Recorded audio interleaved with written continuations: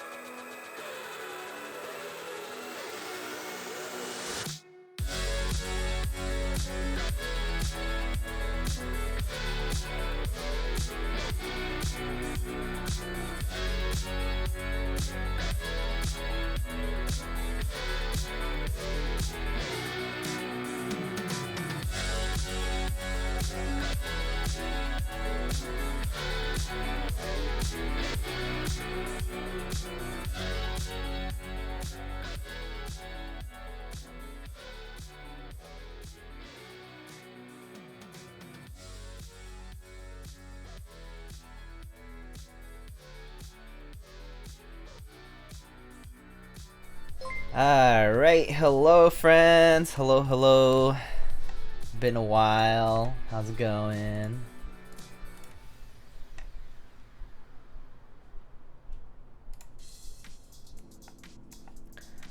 Hi, hi. So, you'll notice that some things are different here. I'm trying something new. And so the camera that's right here in front of me is a different one. Because I managed to get a hold of this this camcorder that had an HDMI output. So I replaced my front cam as my front cam here, and as you can see, there's a new tripod over here, which is pretty cool. Anyway, so let's see. Letter Z, hello. Snoopy, Poison Log, hello, hello. Mr. Kupo, Cloud Yak, thank you so much for the 7 months. Busy Timmy, hello. DMT, yo, what's up? Waba, hello. Uter, famous lightning's back from Honda. Kupo wants to summon the Hydra. Hello, Mr. Jim. Nacho Libre, hello, hello. How's it going? Luxury Keeper Crafter says one Drugman, hello. How's it going? Shonis, is this the only one? Is this the one and only Diego that appeared in the Honda Dream Lab Twitch channel to show off his keyword knowledge to the rest of the world? Okay, okay now. Is this where I can get my VTech serviced? VTech, you shouldn't need to service it, but I mean, it should work, right? Hopefully, once you hit that 556k RPM, right? It should just kick in. 56 Geek, hello Conan, how's it going? Type for a giveaway. Not up to me. Titus Ayor, hello, welcome. Welcome. Let's see who is here. Gam, hello. Painting shirts while watching a lightning stream. Nuclear Nachos, hello. Congrats on catching another stream. Banditry, hello. Dr. Diego Honda, hello. Thank you so much for the 2 months, my friend. How's it going? Just catching up here in chat. Mama Hoo Hoo, how's it going? Starting with gloves, too easy for real punishment. I have to say, I think there was probably a worse punishment, but yeah, we can't go with anything too dangerous other than that. So I think that was what was given, I guess. I think some people suggest like do it with one hand or do it with like blindfold. It's like, yeah, okay. I mean, that's too dangerous. Mason, hello. Tell us about the A5 Wagi Honda served you on the private jet ride. Oh, okay, I went on economy class. Okay. I was this close to taking the middle seat instead of the aisle or the window seat. I fortunately was able to, you know, pick. Forearms are massive, my guy. Are you? Not really. Hello. Change scares me. Change scares me too. Oh, one drunk man wants me to do 10 push-ups. Oh my god. Okay, fine. All right, Blue Crayon. Which country has the shortest spacebar? Well, it was Japan's GIS layout. That's right. Juan Tagon. Hello, 14 months. Thank you. Get toward the new Civic. I don't have a new Civic. Oh, wonder if I redeemed another 10. Oh my god. Oh my god, the Hydra. What are you doing? What are you doing? DMT. Oh my god. Uktuk, hello, how's it going? This board's a serious consider right now. Okay, we'll see how it goes. I actually don't know what to expect. Should have been Dvorak typing test. Oh, that would have been interesting. I would have sucked completely, but I don't think they knew about Dvorak to be able to do that. Anyway, okay, all right, fine. Let's do those push-ups. Let me see if it's even visible. Actually, I'm not even sure if this will work because of this camera here. The zoom is like at its minimum, but yeah, I don't think it'll. I think I'll have to like. Can I rotate this somehow? Can I lower it a little? I think that kind of works. I guess. Oh, chair. Chair's kind of in the way. All right, let's do 20.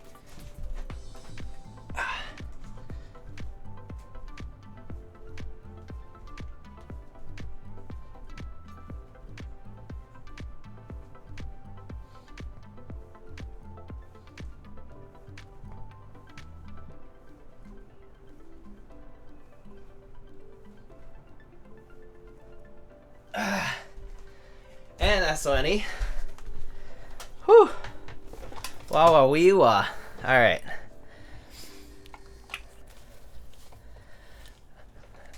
Diego's feed stream. Yeah, that was free. Next time it'll be 250. Just kidding. All right. So yeah, so trying something new here. So this is our regular view, and trying this out now. This looks good, right? Pretty nice, right?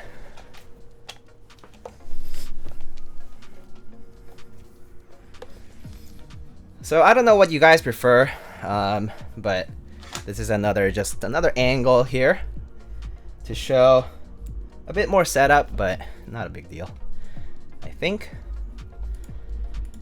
All right. So yeah, not 84, this is 80. Yeah. For a second I was going to say 84, but that's not the case.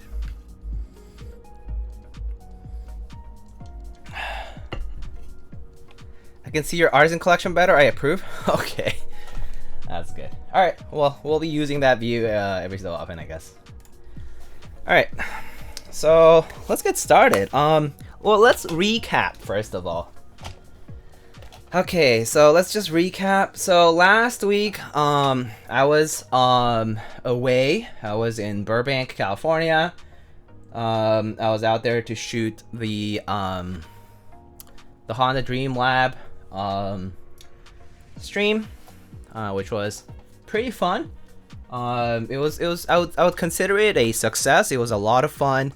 The folks over at so the people who managed the whole like gig, Quantity, they're super nice, and everything went like really well. They're super engaged, super friendly, and honestly, it ran like a well-oiled machine. Like the whole set was like gorgeous. They had like, you know, all kinds of experts doing cameras and all that work. It was really fun. Why is your Spanish so good? Because I'm native in Spanish. Carbon, my first ever GMK set. Me too. Nitan. Me too. My first ever GMK set is actually GMK Carbon. Actually, this set that you see right here is my first GMK set.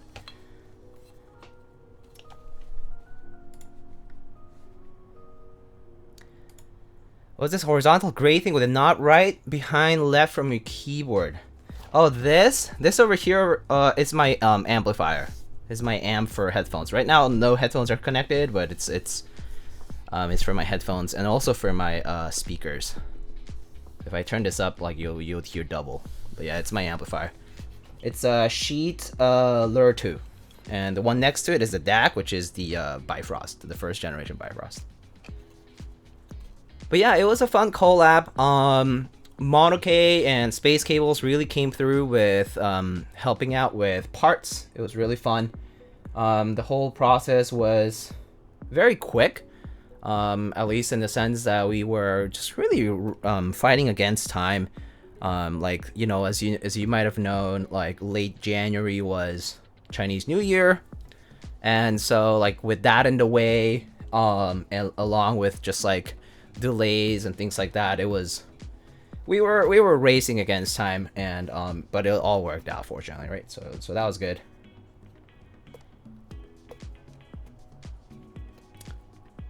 Can you tell us some secret projects? I can't tell you secret projects if they're a secret, so no. And also I don't know any secret projects, so unfortunately I can't tell you much because there's nothing I actually know about.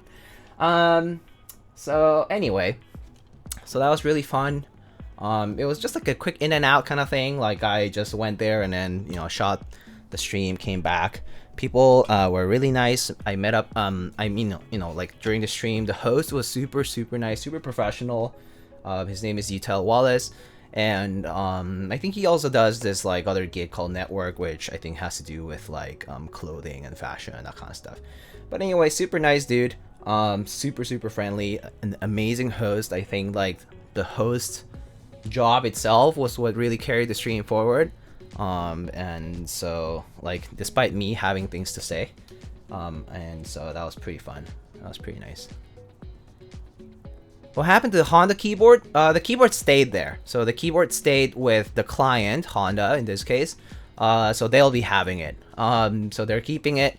I don't know what they're doing with it specifically. Maybe they'll display it somewhere. Maybe they'll just have it around. I don't know. The crew over there would take care of it, so it stayed behind basically. Is the Bifrost a new addition? No, I've had this setup, the Bifrost and the Lure 2, for like 5 years now. 5 years or so.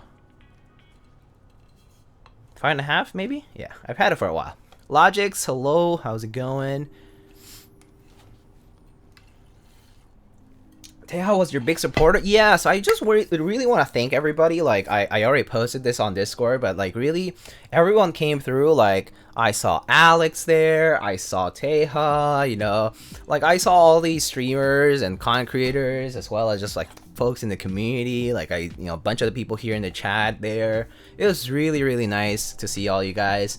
I even saw names of like some collectors and some enthusiasts who, like, I've interacted like on Reddit, and like I never expected them to see them on Twitch. I saw an IRL friend actually in the chat, and it was pretty funny. Because I was like, wait, I recognize that username, and I was like, oh, that's so funny. And then later on, this friend of mine texted me saying like, hey man, like I was on Twitch and I suddenly saw your name, like I suddenly saw your face on the front page carousel. I was like, what the hell? That was crazy. So that was pretty funny. I know a few of my family members also watch and stuff. So yeah, it was really pleasant. It was really nice to have the support of like a lot of the people I cherish, and just like in general to see the community kind of come together to support like folks who represent the community and stuff. And so it was my pleasure, and more importantly, I think it was just really fun. So yeah, it was really pleasant for me. You're building the same keyword as Alex right now? Yeah, that's probably because we are both building this before the group buy starts. So the group buy for the Great Sword, which is the TKL that we're going to be building today, starts tomorrow and it's going for a week. So I'm pretty sure the content is slated for before it starts, so that's probably why we're building the same keyword. Saw Tim getting sussy? Oh yeah, I saw Tim getting sussy. Of course I did. I did see the chat. It was hard to reply to the chat all the time. Like, it was hard to interact with the chat the same way I do for like streams here, because I'm like also busy doing work and interacting with the host, right? Like, I think first and foremost, like I wanted to give my attention to the host, because he was graciously providing his time and asking questions and kind of like keeping us all entertained and like engaged and stuff. And so I think that was why like I really tried not to detract too much from the interaction I had with the host from Utel.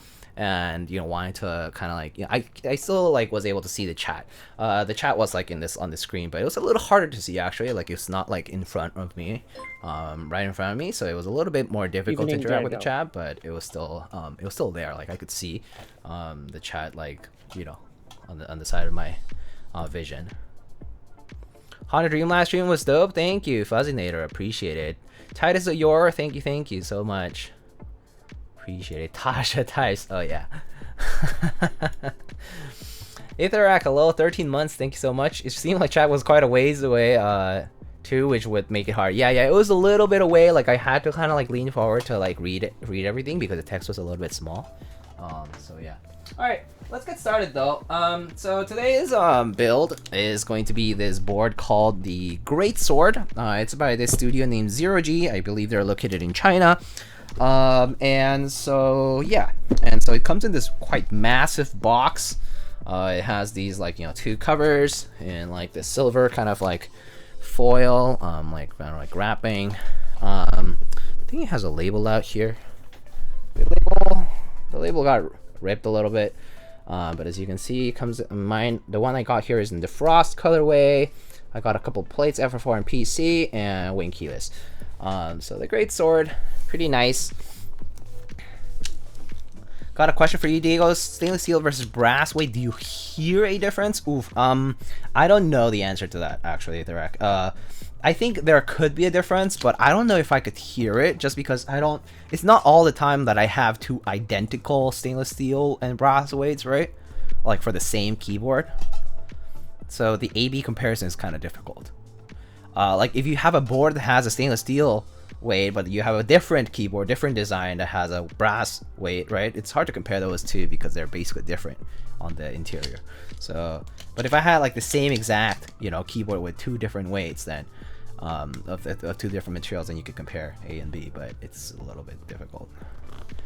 I don't know what kind of difference it would be though. I mean, I guess brass has a very specific kind of resonance to it. I guess that's why they make instruments out of it, right? So, I don't know. Alright, so you open this box, and immediately we are greeted with this, I don't know what this is. We are greeted with what seems to be a card, maybe it's like an authentication card or something. A great sword. It says, "I hope this great sword gives you the light of a night when you use it." Yeah, so if you have the great sword, you will have the light of a night when you use it. So, pretty cool. Comes in this like shiny box, and so you can, I think you can open this. Oh yeah, you can indeed open it. Just magnetic. It just comes right off. It's actually in this piece of plastic.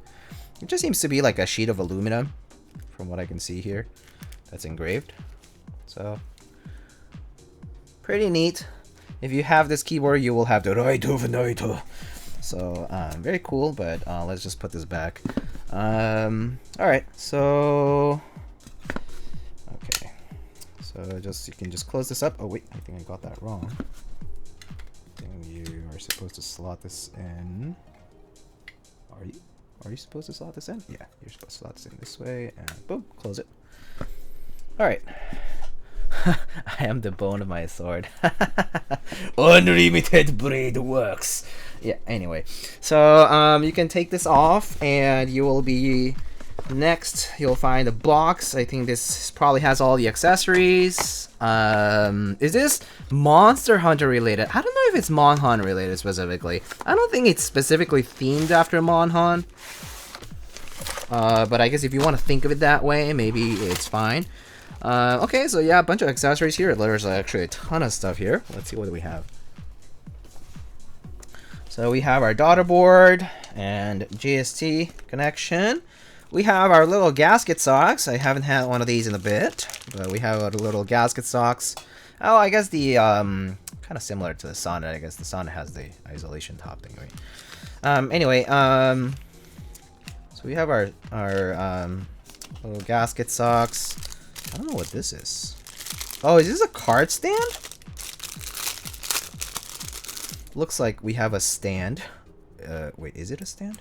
How do you use this? How the heck? Huh? What? What? I don't know how to use this, but we have a strange plastic object that I don't know how to use. I assume you can like... Oh, I see. Maybe you can like stand it like this or something. Well, I don't know how it holds. Okay, well, you have a strange plastic object which I assume is to hold the card up. See you later. Oh, 9. Oh, thank you. Sounds good. Have a good one, 9 Walker. Sorry we didn't get to meet up. We were close enough, but I guess yet so far due to scheduling difficulties. Alright. We have our bump-ons for the bottom of the board. We have some extra hardware, it looks like. Alright, we have our FR4 plate, which has plenty of flex cuts. Looks like it is fixed ANSI 7U. Whoa, fixed ANSI 7U. That's kind of nice. I mean, well, not nice for the folks who want to do your split backspace or whatever. For that reason, kind of sucks, but I guess you can always cut it out, so it's fine. Anyway, so fixed 7U basically, which does have regular and step caps lock. Whoopsie. We also have our polycard plate, which doesn't have flex cuts, or not as many at least. Okay, very cool. We have a hot top PCB today.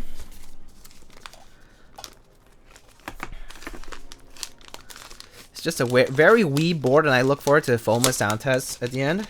Okay, okay, okay. Yeah, oh wow, wow, my goodness, quite a lot of flex cuts. We might end up taping these up, you never know. But oh my goodness, this has flex cuts everywhere. Okay, so you see them at the nav cluster as well, even at the up arrow key. Wow, okay, alright. So this kind of, it's almost like it's telling me you gotta use these pieces of foam, which I tend to not use foam. So we might just end up taping it as opposed to using foam. But anyway, hot swap PCB, neat. More flex cuts, more better. Surely. I think flex cuts are fine personally. I don't think flex cuts are nice when you have a very thin or not thin, less dense material like a plastic plate or something that's not metallic and, you know, has a lot of movement to it, and then you pair it up with something that has a lot of movement like this one. I feel like a lot of the sound kind of gets dissipated into the flex cuts, which ends up, you know, you end up having like a poor quality of sound. It's not so much that it's bad. I think the typing feel is like exacerbated, but okay. I don't mind. But I do think the sound quality just deteriorates when you have so many factors kind of like adding on top of each other, which normally is like a lighter plate. I mean, you know, like a less dense plate with flex cut PCB. So of course we have our pack of foam here. Foam for the space bar, foam for the plate, between the plate and the PCB. We have PE foam, we have the underside foam, and we also have our sheet for anti-shorting, basically. We will put this on at the bottom, I guess. Why not? Preventing from shorting is nice. PE foam, I guess we can try using it. It's up to you guys. I guess I'll actually let you guys decide what you want. If you want to hear foam, like a board with foam, so be it.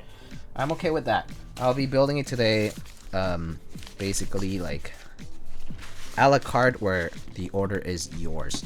So okay, so you know, take these out and put them out of the way.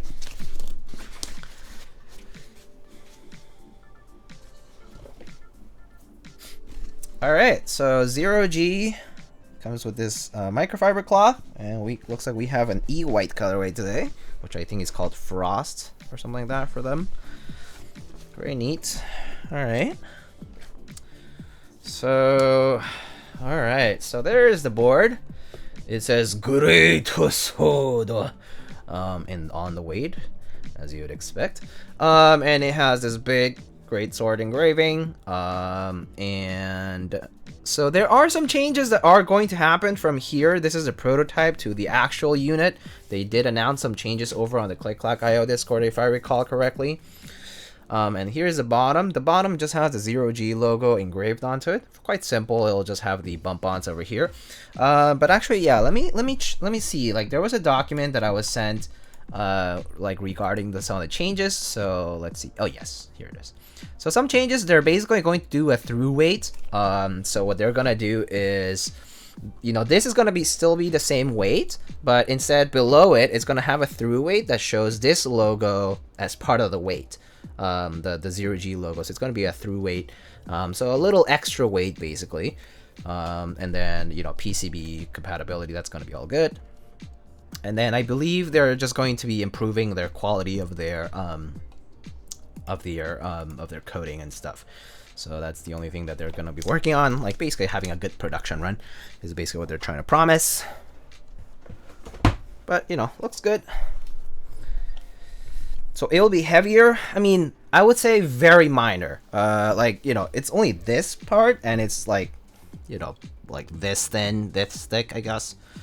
So the difference between this piece and the next piece, like the production runs, I don't think it's gonna be that big. So the only difference would be that this logo at the bottom is gonna be visible here. This could be a good candidate for some infill, especially in this white, which is very like Snow White-y. They should make it so it attaches to a hilt and you can use it as a great soda. I mean, yeah, that'll be interesting too. How much does it weigh? I don't know. I can bring my scale over and we can see. How's that? It does look quite chunky though.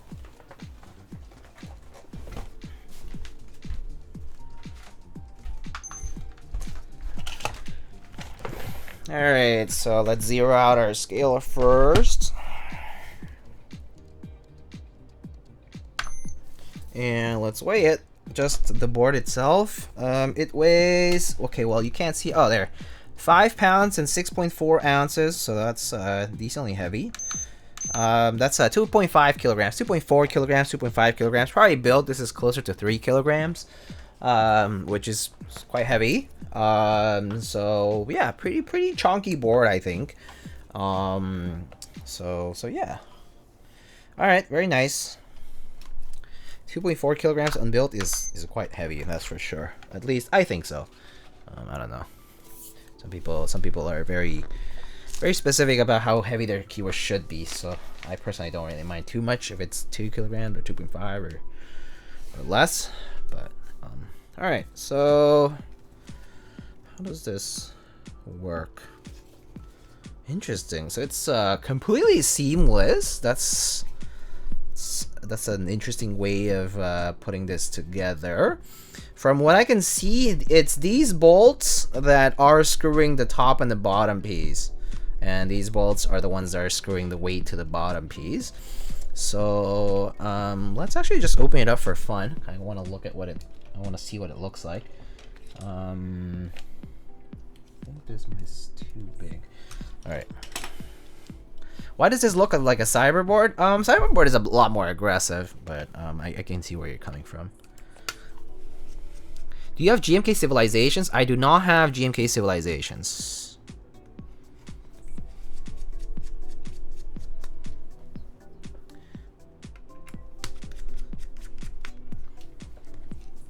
Let's get this tray over here. Let's just put our screws. Oopsie. Why does Diego look so cute? Please. They should have called it Claymore. What a missed opportunity.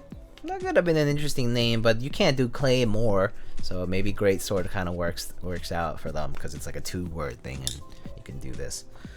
All right. Oh, okay. So that's how you take this off. Oh, that's interesting. So interestingly enough, this top piece has a base plate. It kind of has like a mid piece in a way. It's like a 3-piece construction here where you have a little mid base plate, and then you have this bottom bottom piece, which has the bottom, the weight bolts to the bottom, and then you have a JST daughter board channel here. So that's actually kind of nice. It also has these little nubs so that the cable kind of stays put. That's pretty neat. Nice and neat, I think, for that regard. But yeah, so it has this base plate, which is kind of interesting. So basically you just open it up and you take it off, I assume, and that's pretty much it for that. But this is interesting. So yeah, and I mean, we can just go ahead and take off like different parts of this. Like I could take off the weight just for you to see like what the weight looks like if you want, and then we can just go ahead and do the build. Is this E-white? This is E-white. This is E-white. Oh, is it a little dark in my room? Hold on. I think the camera might look a little on the darker side. I think that might be a little bit more accurate to the color that I'm seeing. It's a pretty bright white. It's not so like grayish. Yeah, it's an E-white. Alright, so this weight just kind of slots in like that. It's pretty simple as far as the shape itself. What is this, like a double sword? What am I, Darth Maul with a very small sides, I guess, for this. Anyway, pretty neat. So just standard brass weight though. Where's that screw holder from? This is from Hebe. This is the Hebe Year of the Tiger tray. Hebe also did the Year of the Rabbit one just recently, and they reran the Year of the Tiger ones as well. So I don't know if it's already closed, but if it's already closed, there definitely will be like extras probably, because this is the second run for the Year of the Tiger ones.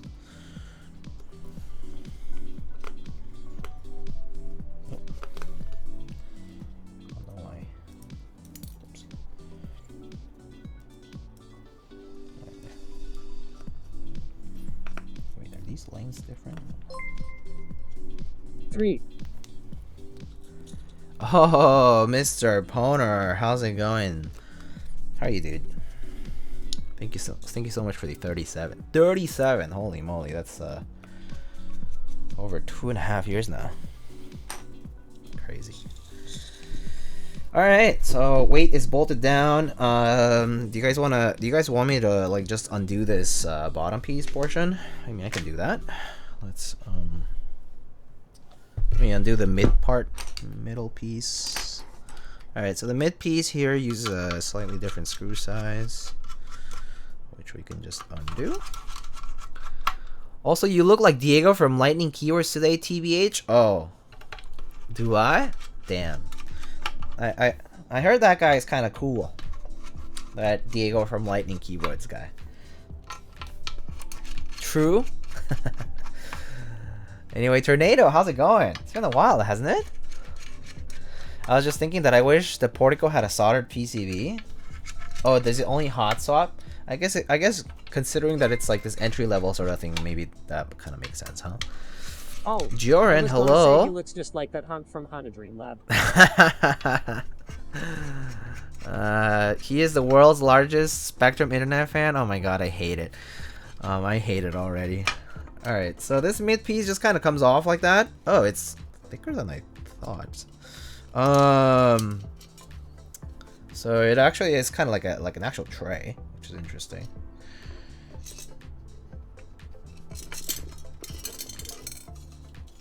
So there it is. What is that emote? It's the guy who comes in with his pizza and everything's burning. Is that Donald Glover? Yeah. Alright, so interestingly, as you can see, it has these parts to hold the plate, and it really is like a tray mid piece with openings for the weight and the daughterboard cable to sort of show up. Let's just move these screws aside.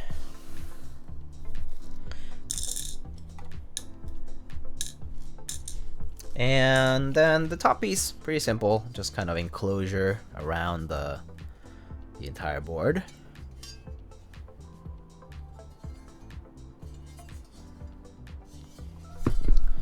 Alright, very cool. I hate Spectrum, same. Okay, so we kind of get an idea for what this looks like on the interior. Sorry about the clanging, it's kind of loud, I know. And I'm just gonna put the board here for now.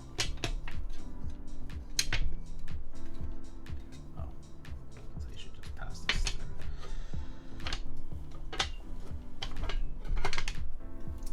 All right, so let's get to it. First of all, I'm just gonna test the PCB just because I don't know what programming it's using. I think it's supposed to be VIA, but probably because it's a proto, I'm not sure what's flashed on. So I'm just gonna verify. I don't think I have a JSON file or anything, or maybe it's already approved, but we'll see. Alright, so let's get a cable here. Oh wait, wrong connector.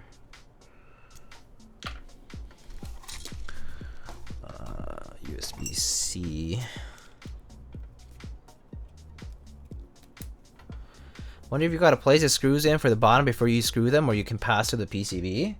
I think you gotta do it in order. So you gotta like put the assembly in, and then you put the base plate, and then you put the bottom piece. Atam Keys, ¿cómo estás? 10 meses, muchas gracias, compañero. Alright, so let's test our PCB. Where's my VIA thingy? Huh? For some reason this thing kind of doesn't work sometimes. Yeah, it's been weird. All right. Okay, it doesn't show up on that, but I assume I can just test it though, nonetheless. Where's my VIA window here? Okay, I go get bubble tea. Good luck. Okay. Have a good one, Sifo. Enjoy your boba. Okay, let's see if this kind of. Oh, okay, there. Oh, oops, didn't put it on the video thingy. All right, there. Okay, so okay, it looks like it actuates, so that's cool. I'm just gonna test a few random keys here. Make sure that the spacebar works at least. Enter. A little harder to do this with hot swap sockets. All right, cool. I think it's flashed, so that's good. I don't know what this key is. Is this play? No, I don't know. Okay, maybe it's just a function key then. All right, cool. All right, so a few of these keys work, which is fine with me.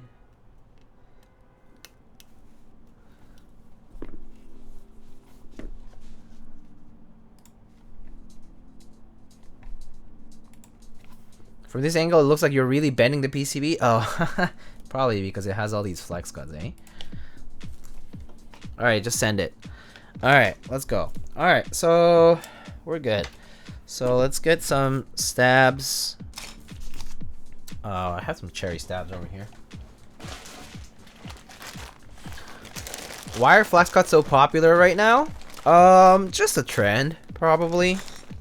I mean, I think especially when you pair them with foam, it's like you can make a board with foam more, like, you know, lighter, like, you know, more flexible and lighter feeling. Whereas like, you know, if you don't, then you can't do that, but then you have to forego the foam, right? So yeah, it's like one of those compromise kind of thing.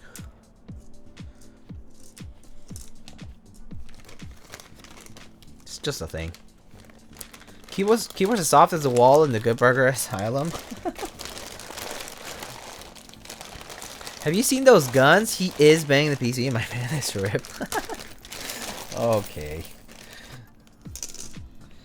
1, 2, 3, 4, 5, 6, 7, 8, 9, 10.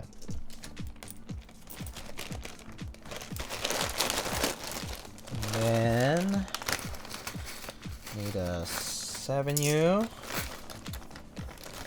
And then a bunch of 2U wires. 2U. Is this 2U? Yeah, 2U.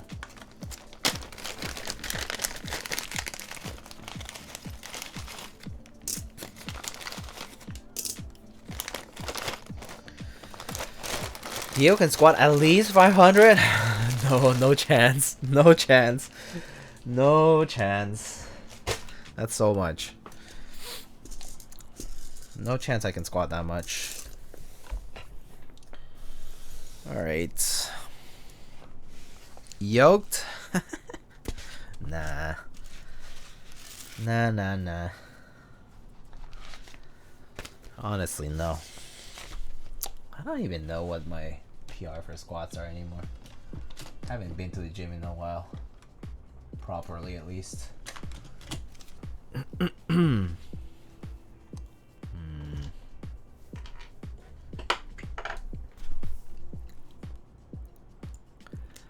Diego looks above during the Honda stream. I heard a lot of people say that. I do think it might. Don't you guys think it's just the camera effect? You guys know how like they say like like if you're on like professional cameras and stuff, like it looks like you're like 10 pounds heavier. Kind of like how, you know, like if you look very skinny, like IRL, you're even like you're like super skinny. Yeah, people say something like that, right? Like about like actors. I think it's the push-ups. I don't even do that many push-ups, for what it's worth. Also, Hanker, hello. 10 months, thank you. Even the pic you posted on the stories? Okay, maybe I'm just gaining weight. And it's just showing everywhere, but maybe it's just more noticeable on the arms because that t-shirt maybe was smaller than my usual fit. I don't know.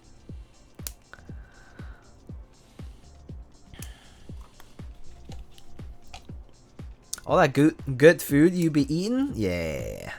Hey, I'm not gonna be opposed to looking buff, even though I'm technically not exercising, because I'll be fully honest with you guys. I don't work out, okay? I don't do jack shit. I'm so lazy. I wake up in the morning, I'm like, just gonna sit down and do my work on the computer all day, and then sit down again and watch One Piece.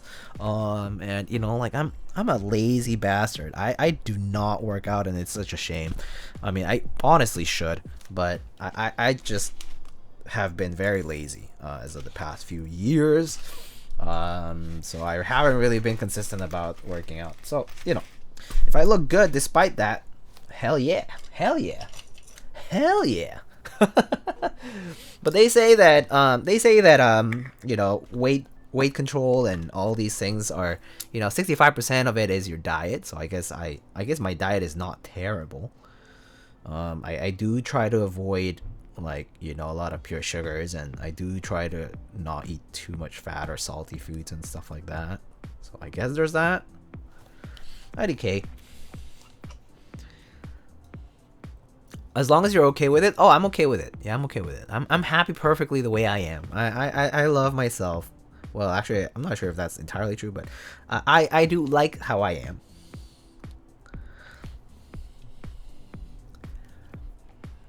Your IG says otherwise.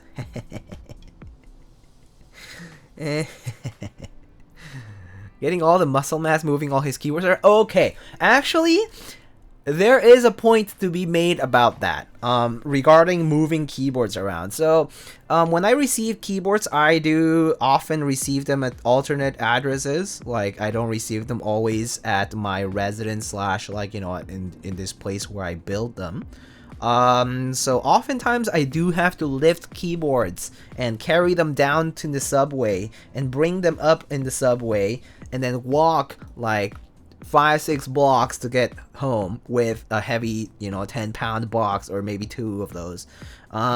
So at least on that end, I guess I do lift keyboards, like, because I have to move them over to build them, like, eventually, right? Like I receive them and then and then I have to bring them here to build them. So I guess I do that. Like I do receive them elsewhere, and I do just carry them. MT gates are narrow. Yeah, you have to be tricky about that.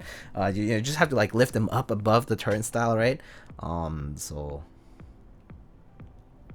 that's kind of how I go about it. Not fun going from your place to the subway, just saying. Yeah, so I guess I do work out in that regard. I like the lifting the keyboards is the workout, I guess. Diet is super important because I stopped eating dinner for a while and then dropped 20 pounds doing nothing else. Oh, that makes sense. Not eating is pretty bad for you, in my opinion. Like not eating completely is kind of bad for you. For example, I can't go on a day without eating breakfast or something in the morning. Like, it's fine if I don't eat breakfast per se, like a proper breakfast meal, but if I'm waking up at 7 8 a.m. let's say, I have to have something by 12 at the latest. I can't go on a day without it. There's just not enough energy in the morning for me to go on a day without having like something in the morning. Like it's fine even if it's something small, like a coffee and a croissant, or leftovers, or from dinner the night before, whatever it is. Like I gotta have something to eat always, every single day. Intermittent fasting can be fine. Yeah, if you that's true. If you are fulfilling your dietary needs. Just overall though, I do think a lot of people tend to fast without actually keeping an eye on what they're eating / what their needs are. So I do tend to say that in general, like health wise, people tend to not do the whole fasting thing correctly, and so it's often deleterious to the body. But that also comes from experience of like seeing people in, I guess, like as someone who was working in the medical field, it's like, yeah, you kind of see the trends, and I'm like, yeah, it's true. Like a lot of people don't really keep an eye on what they eat, and like people will say like, I eat healthy, but then they eat super salty foods, super sweet, super salty, a lot of soda, that kind of stuff. Like whatever it is. Not everybody, but definitely happens a lot. Ever used the New York City subway tokens? Oh, that's definitely old. Me 10.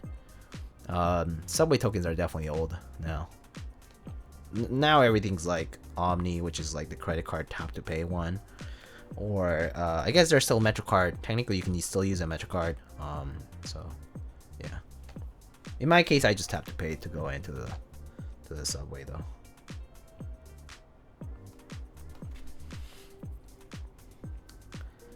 The key is just a meal prep so you don't get tempted to eat out or snack. That's true. That is true. Yeah, shit that's full of preservatives. Yeah. I gotta be honest, it's not like I'm that healthy either. So I do eat out every so often or like snack or whatever. But I'm mildly aware of like how I do with regards to my diet. Just try to be like try to keep it relatively under control. But I don't easily say no to like, oh hey, wanna have a snack or wanna have dessert? I'm like, yeah. Of course. It tastes good, so why shouldn't I? Omni's still trash? Yeah, I mean, it has its issues, that's for sure. Like, I think today I got double charged for some reason. So I'll probably have to dispute that or something. I don't know. It's annoying. Oh, the other day, when I was coming back from Burbank, from this Honda shoot or whatever, right? I came back through JFK, and I just totally forgot the fact that JFK's, like Jamaica's, Jamaica is the station there. The fucking air train for JFK, the airport, doesn't have, like, it requires you to use a MetroCard, a physical MetroCard. I don't have a MetroCard anymore. I don't carry a MetroCard around anymore. And the fucking thing requires you to have a MetroCard with $8 on it to get through the gate. Man, it's so annoying. We out to Joe's Pizza? Oh, Nick, we should meet up and grab some grub, get some food. I hate swiping the MetroCard. Yeah, I mean, as someone who also has been in the city for a little bit, like I don't like the MetroCard myself, but you know, it is a little better. Multiple addresses, this guy rich. It's just somebody else's place where I can receive things signed easily.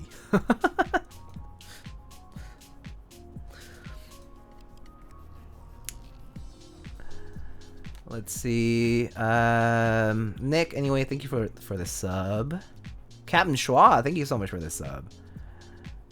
Alright, I need to meal prep more. Same. I only know Jamaica because my package got stuck there for months. Oh, so that's customs. That's JFK customs probably.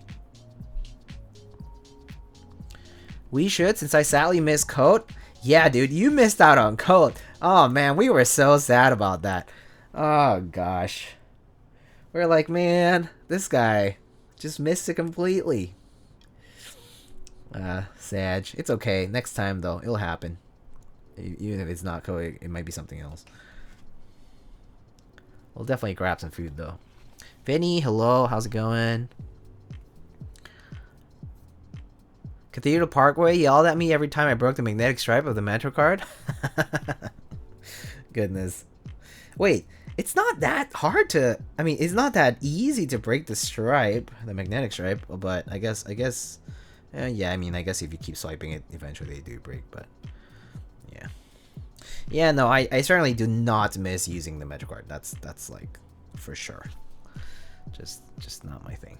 JFK O'Hare keeping your package for months? Oh, yeah. Yeah, Chicago's pretty bad. That's for sure. Yeah, anything that goes through O'Hare definitely takes a while longer. Like, a lot longer. And this is not even just for international. It happens for like their distribution center there too.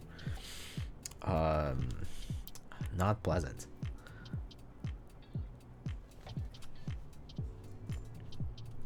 Do you use 205 or 204 for tactiles? I've used both. I think if you're using 205, being light on it is essential. I mean, so I personally, for example, for my tactile switches, I do not touch the front legs at all for any of my tactile switches. So even if I'm using 205, I'm not touching the front part, so it's not so bad. If you are planning on lubing like those front legs for whatever reason, I would suggest to use a thinner lube for sure. Like the thinner the better, probably, just because you will have more control over it. But personally, I don't use lube on the front leg, so whether it's 204 or 205, as long as you just do a light application, it should be fine. I've used both, and both are fine. Just light application always. If you need more, like, you can always just open the switch back up. So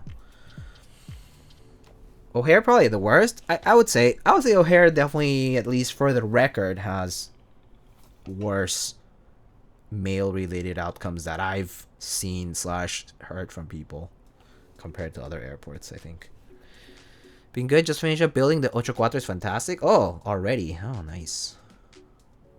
That was kind of fast. I was so upset I couldn't make it. Ah, man. Yeah, I'm sorry, Nick. I know that you were upset. But yeah, next time it'll happen though. Used to avoid JFK every time I was able. Prefer Newark. I don't like Newark. I don't like Newark at all. I'm sorry, but Newark sucks. I would much rather fly JFK than Newark. EWR is so far from where I am, and it's also just not a great airport in my opinion. I think out of the three right now, New York is definitely the worst. LGA had a big renovation in the past few years, so it really bumped up in quality. I know that LGA LaGuardia was the bane of everyone's existence for a long time, including myself. I did not want to fly through LaGuardia, but now I think it's a lot better since the new terminal renovations. But I would still fly JFK over Newark any day.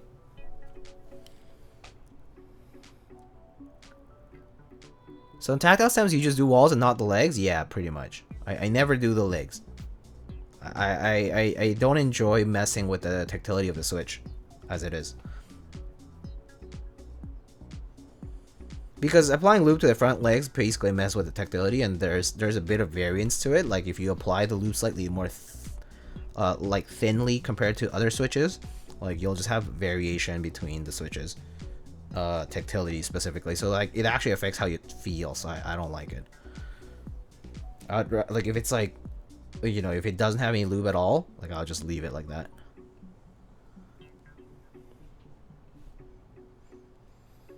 I think I flew LaGuardia, it was good when I went. Yeah, so probably for you, Quappa, which if it's recent, it'll probably be fine. It was probably fine.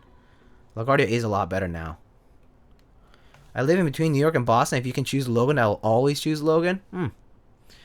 I mean, what else? What other choice do you have? I mean, New York and Boston. What else choice? What else do you have? Like, what other airports are there? Like Hartford, Bradley, right? Hartford, I guess is the only thing I can think of between New York and Boston. And what, like Providence, I guess.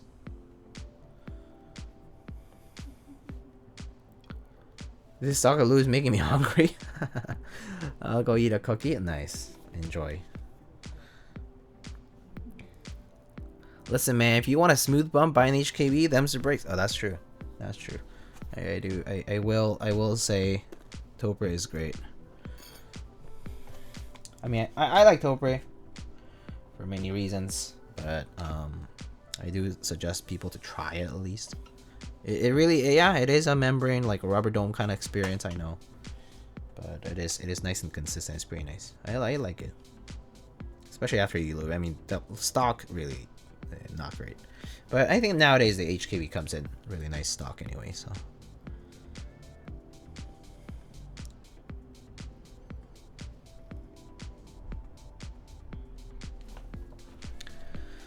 I have grudges against the Chicago airport. That's fair. I think a lot of people do though. I can choose Boston, New York, Hartford, Providence. Oh, okay. Yeah, I think between those, Logan is probably a safer bet. The only thing that's bad about Logan, like the airport in Boston, is if there's weather-related issues. Just because it's Boston, you guys get a lot of like polar / like, you know, cold systems over there in the winter, so Like if it snows a lot or like ices over or whatever, like that shit kind of sucks for Logan. But other than that, yeah, it is the better airport probably compared to the rest as far as like experience flying through it. Logan definitely probably the better one compared to Hartford or Providence that I've been.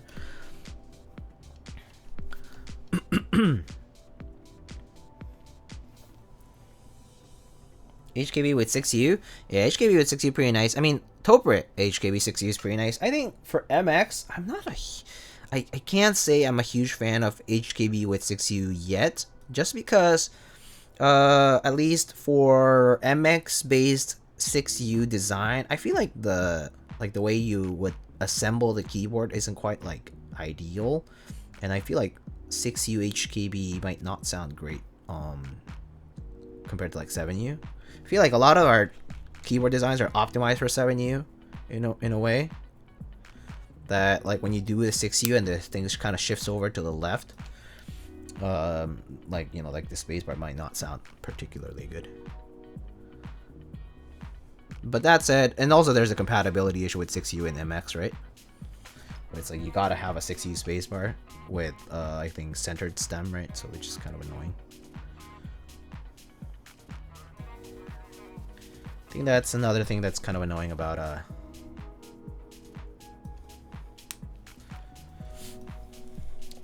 that one. Would rank them Logan, Providence, New York, Hartford. Okay. I don't know how to rank Providence just because I haven't been to it more than once. But assuming, I mean, knowing how Hartford is and knowing that Providence is a small city and probably has that small town, small city kind of airport vibe, most likely, I'm gonna bet it's a pretty smooth and easy process to go through Providence, relatively. So I think I would probably agree with that ranking, yeah, when it comes to the airports in this area. Next airport I went to was SLC, Salt Lake City. Ooh, I actually did a connection through Salt Lake City coming back. It was really nice. It's actually very pleasant, yeah. Mormons can build an airport, damn. Well, at least, like, when I mean, my connection was in the same terminal, so I didn't really have to move terminals or anything. Like, the gate was, like, still in the same terminal. It was really pleasant, though. Like, the airport's pretty big. It has a lot of new establishments. I think, like, there was, like, a Lego store next to the gate I arrived on. But yeah, no, it looked clean and everything was pretty nice, and it looked fairly efficient. But I don't live in Utah, so maybe I'm wrong. You cannot really compare it with Changi, Incheon, or Haneda airports. I mean, yeah. Asian airports, like Asian, like capital, or like the bigger like airports, yeah, Incheon is like so nice.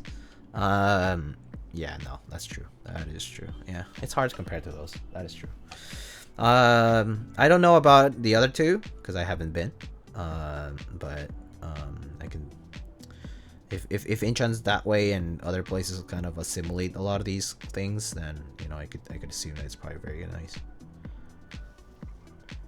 I mean, just even comparing like public transportation like between Asia and North America is it's like a heaven on or earth difference. So yeah, probably would pale in comparison to have something in North America like set up.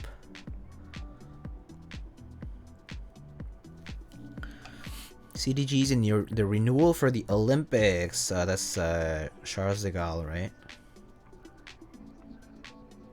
Paris? Is it Paris?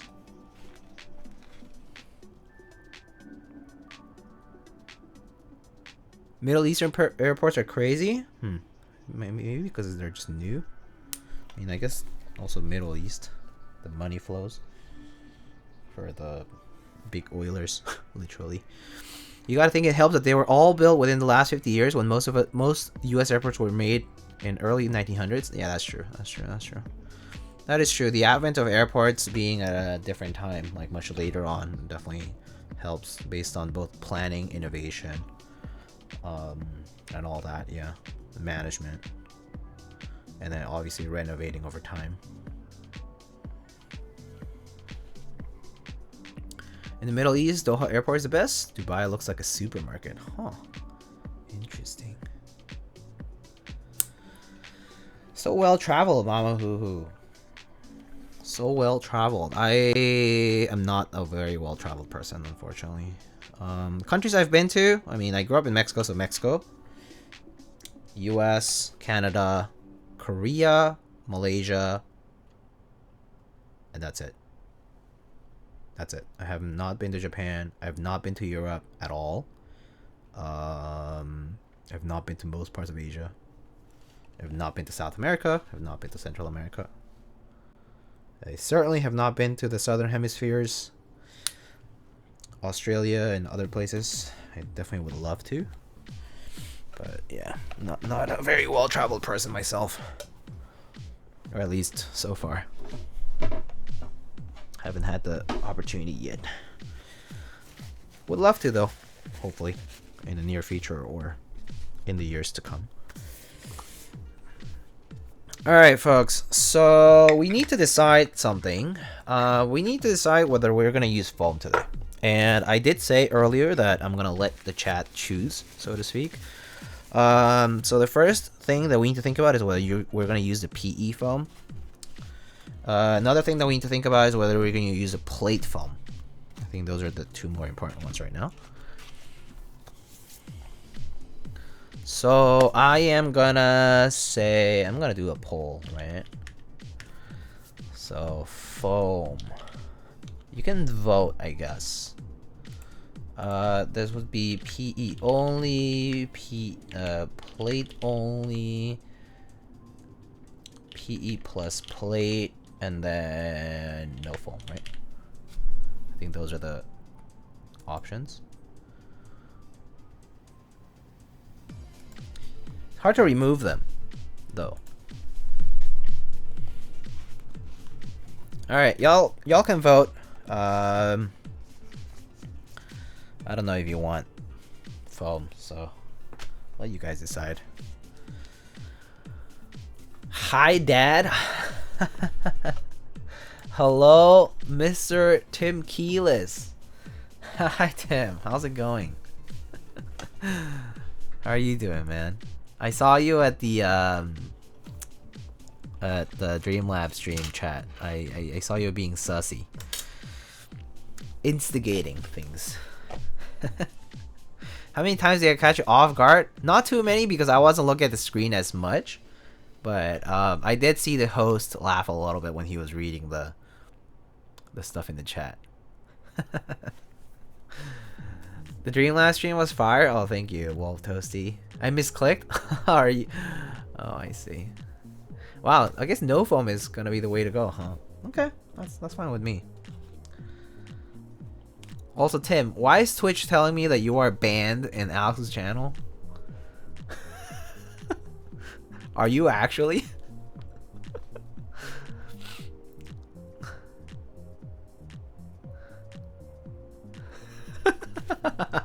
Really? Yeah.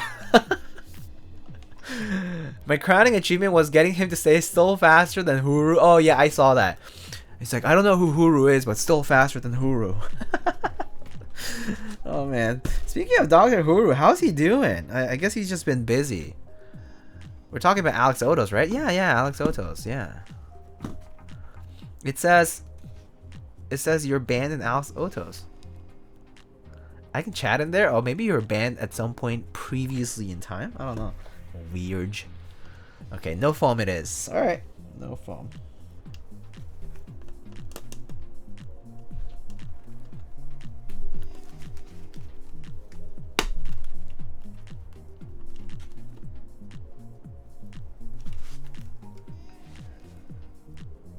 When was the last time Huru streamed? I have no idea, actually. That's a good question. I have no clue, though.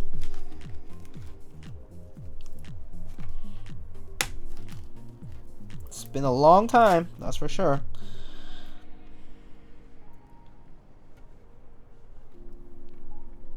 It's been 10,000 years.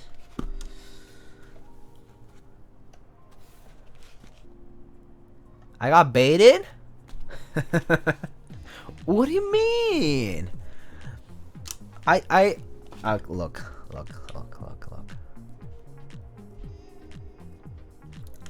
I'm just gonna show you.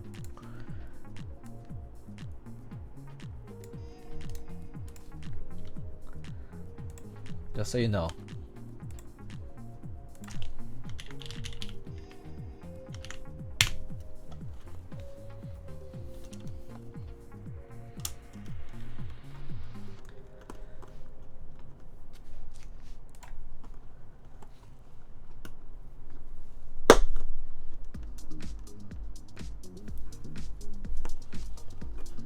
I'm a good Christian boy?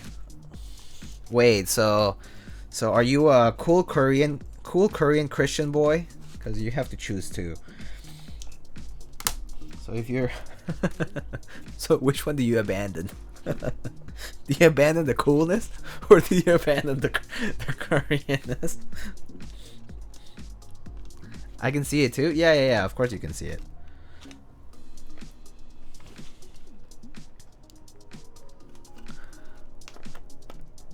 Tim literally strolls into Alex's stream asking if he was banned. Oh. That's funny. Oh, maybe Twitch is just stripping. The coolest Christian boy there is in the Korean church community. Yo. I haven't been to church. I used to. A long time ago. Not for me anymore. I remember when I was in college, the church, the Christian fellowship people would always invite me to go get food, right? To go get food from the ajumas and stuff. That's how they bait you, man. I mean, the food was good. Not gonna lie, it was fun. To be honest, I did have fun times because I also had a lot of friends who would go, but I am not technically a Christian, so I didn't end up following through with it. So yeah. Same. He's like 65% coffee. Can you even call him human at this point? Oh man. Alright. We are doing this FR4 plate, right, today? There is a PC plate, but I was thinking just FR4 just for funsies, or more so for, you know, see how it goes.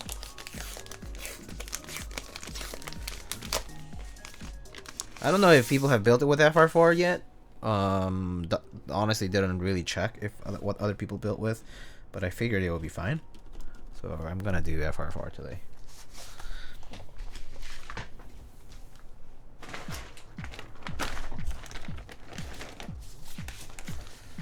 Alright, all these pieces of foam.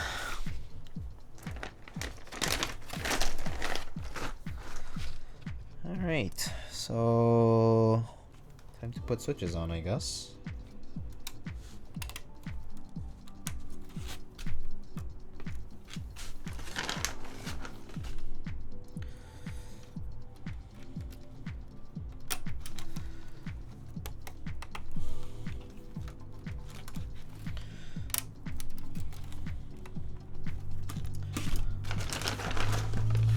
This is gonna be interesting with all these flex cuts, eh?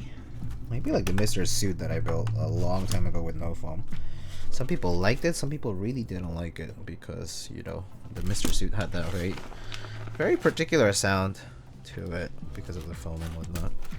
But when you removed all the foam in the Mr. Suit, what was interesting about that board, it was that it wasn't bad actually without it. The sound definitely was very quiet, very muted. But it actually felt fine. Very flexy though. Very flexy.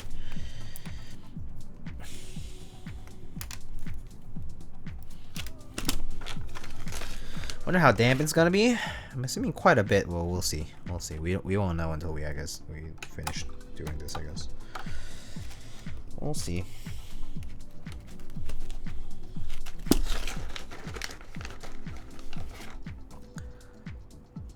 To sound, yeah.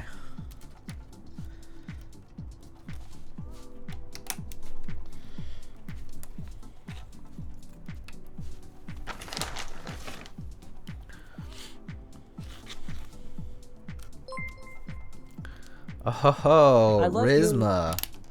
I love Hune. Thank you, Rizma, for the 5.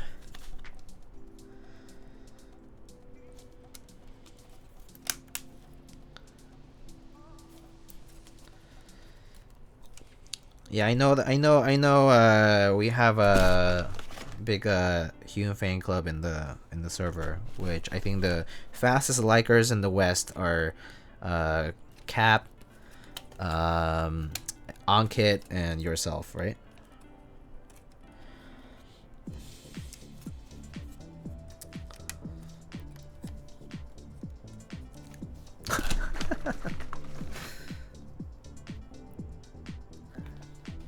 Maybe. Down badge. Oh man. Don't wanna out yourself in the chat, eh? Tim is a tier 3 sub? I mean, that's cool. How much are tier 3s? I forget. Were they 15 bucks a month? I forget how much they were.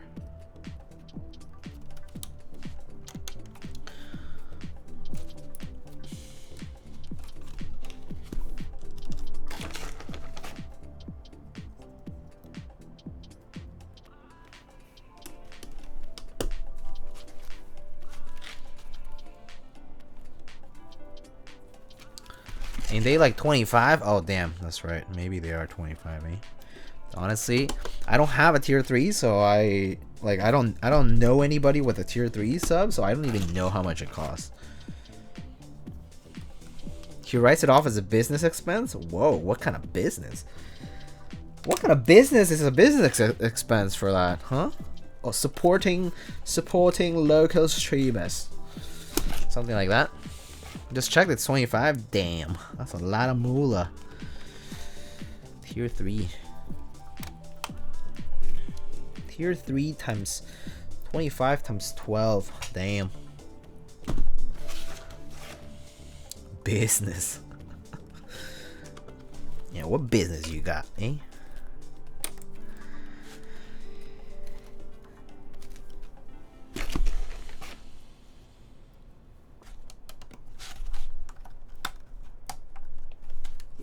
Alright, let's test these stabs. Where's my keycaps here? Wait, Diego, that's actually true though? You can drive subs off? Oh, I mean, for sure. You probably could, yeah. I wouldn't doubt it. I mean, you can write off anything that's remotely related to whatever business it is. If it's on, you know, if it's related, then yeah, you can write it off, I know. I don't write everything off either though.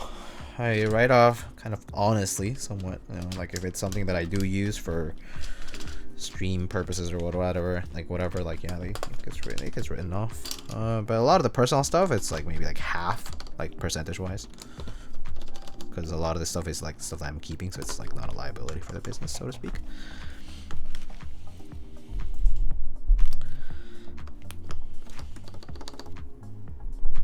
I don't know what this is, but if you're suggesting it, I'm going to say I'm not whatever it is. Safe answer. Diplomatic choice.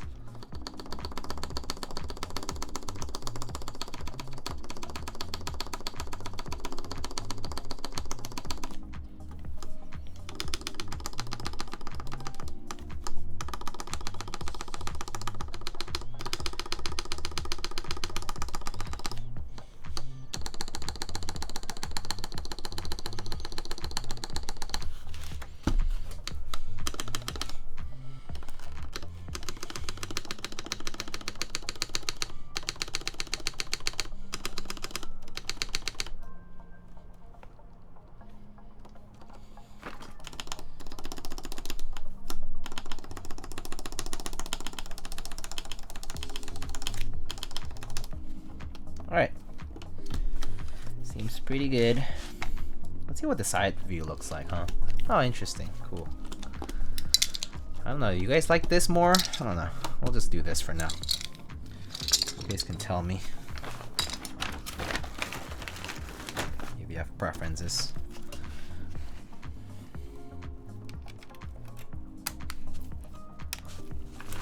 A little different.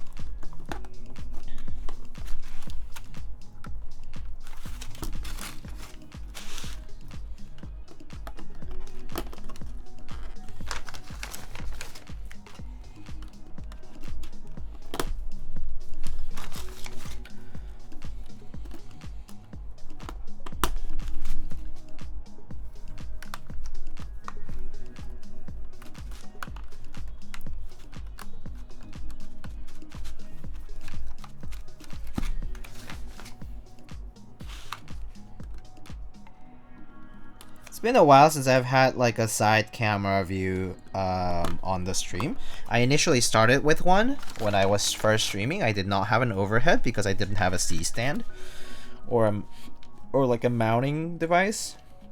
And then later I remember getting the Elgato multi-mount thing to mount the camera above. And then later on I got like a C-stand and whatnot. But yeah, it's been the early Meowgo days. The early Meowgo days had a side view cam. Capsog is not fully seated. Yeah, I think it's just the plate was slightly shifted.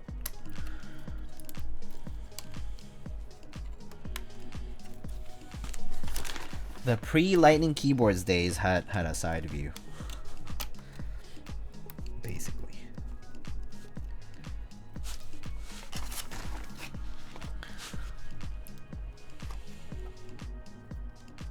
Feeling any better? Oh, have you been sick, Mr. Gioran?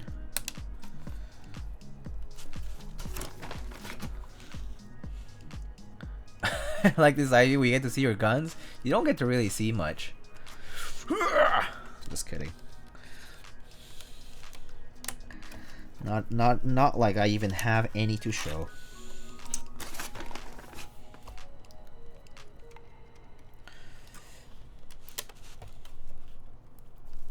Okay.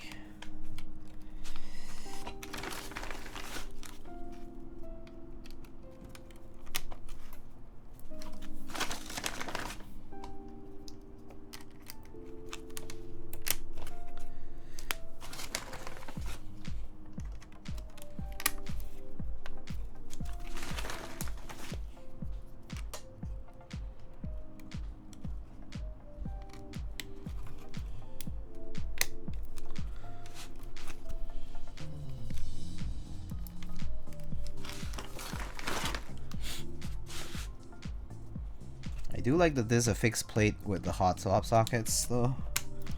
It's kind of easy and nice to use.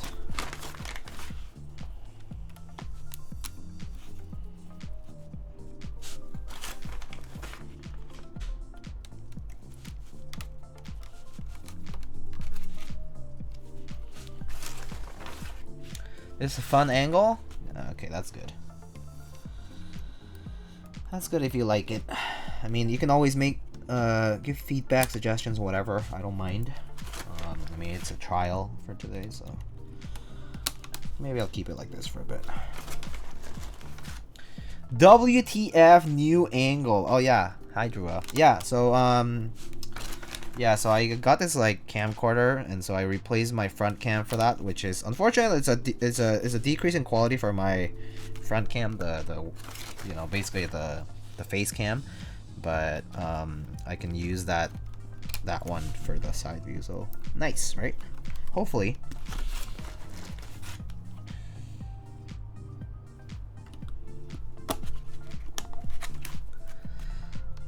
Hopefully something people like seeing. I know that a few other people have side view cams and stuff, so figure it'll be useful anyway.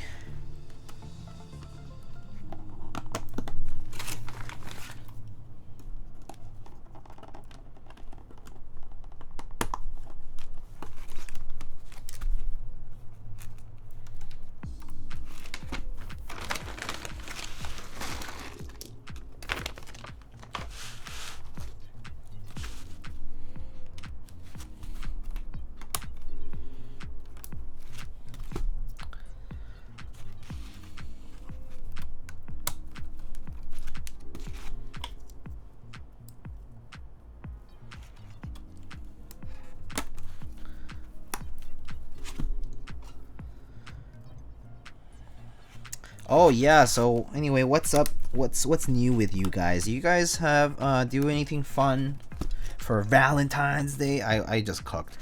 And I was actually running around all day yesterday. Yesterday was chaotic, man.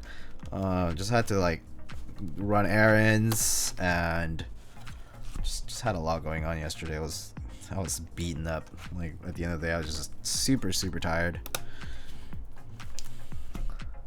But hope y'all had a good good day nonetheless. Hope the week's been good so far, at least. Alright, top row now.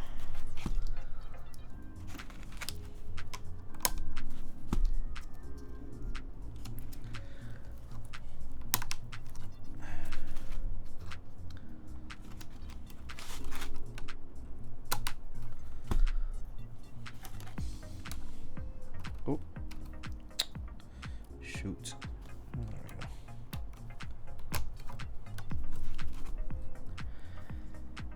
Thank you for bringing the Dolce R5 to life. Next round should include spacebars in the accent colors. Oh, that's a good suggestion, to be honest. I would like to see space keys and the accent colors for sure. I don't know when I would run a next round, but if there is one, yeah, I will consider it. I don't think there is that much demand for Dolce right now to warrant a new run, but I would definitely like to see more Dolce out there. I mean, I'm glad that you enjoy it. I'm glad that people like it. Yeah, no, Dolce accent bars would be kind of fun in the same color. That's the coolest clock ever. Oh, thank you. It's actually these are actually IPS screens, I think, or something like that. It's not an actual Nixie clock, Nixie tube clock. They're not actual Nixie tubes. But it basically was this Kickstarter with screens that can replicate that kind of display, which is pretty cool.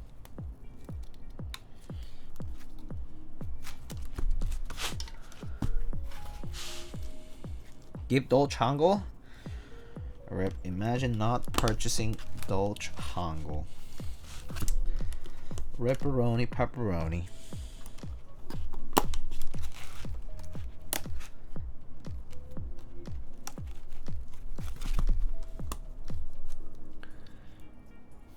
Like the rare cherry switch? No way! Oh my god! I am bogging out.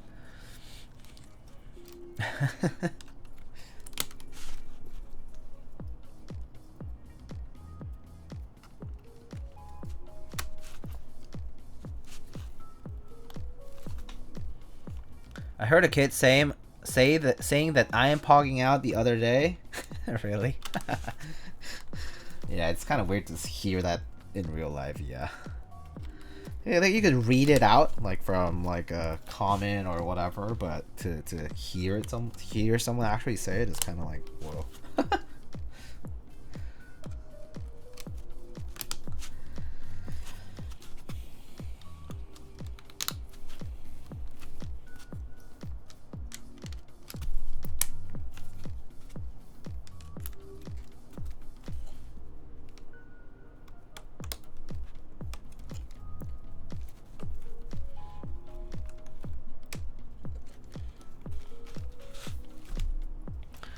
I silently judge people that say Twitch emotes in real life.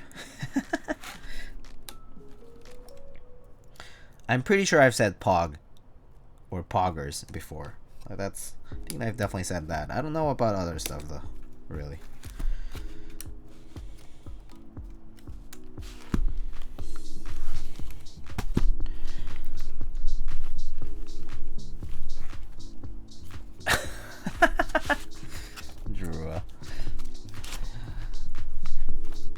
Dies of cringe.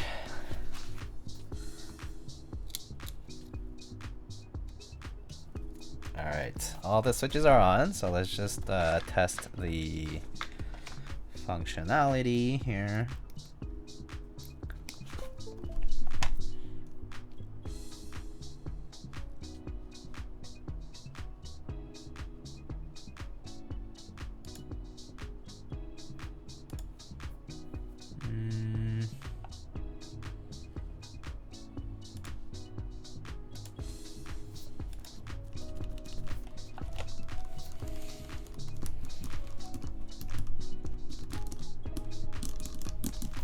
I think I say them somewhat ironically in real life.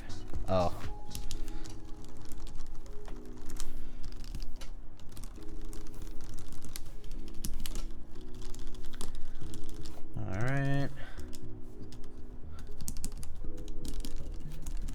Alright, cool, that works. Alright.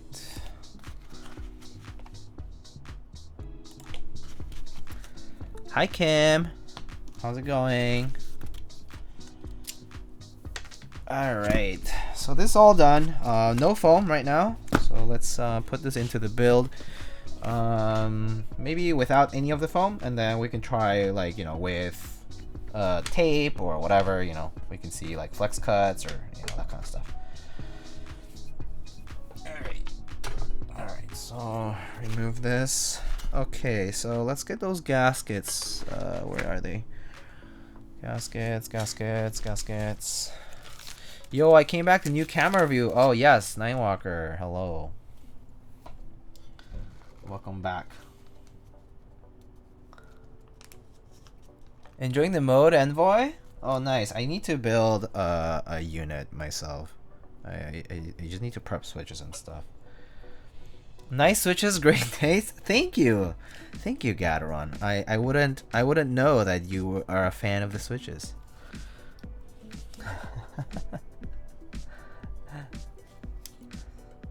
Gator. Gateron. Yeah, so you like the Envoy? I've heard good things about it so far. It does look interesting. Kind of interested to try and see what it's about. It's kind of old news at this point, maybe. You 33 months? Oh damn, it's quite a bit. I think Poner was 37 earlier. I was like, wow, that's a long ass time, man. It's like over 2.5 years. No, it's not insane. Hack Orange Skull as profile pic as well. Unreal. Yeah. OG. I like the accent piece, but the Tomorrow switches sound pretty nice in it. Oh, okay.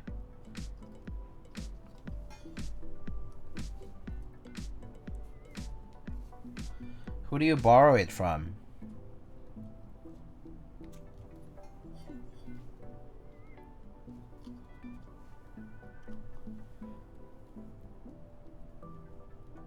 From Mode? Oh, nice. So it's kind of making its rounds through, I don't know, Texas?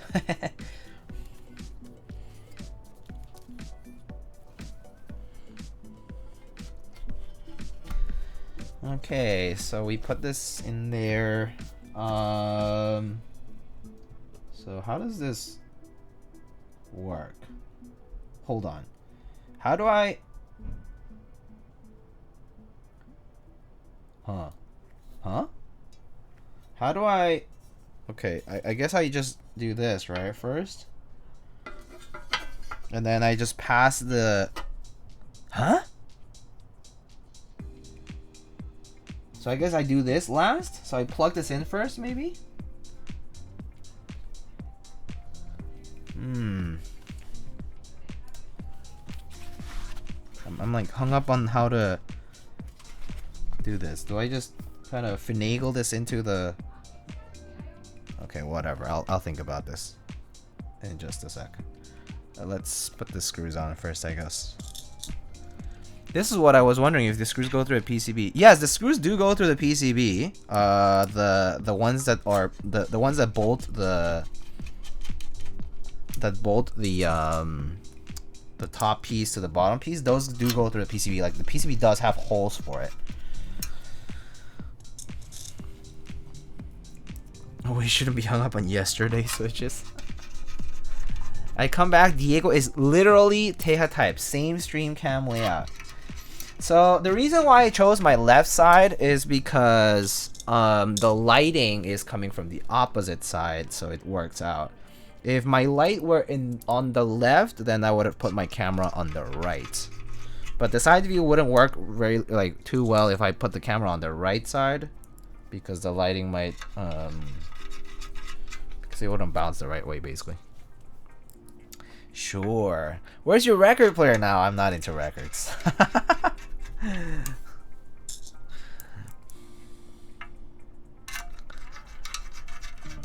Hi, Lightning.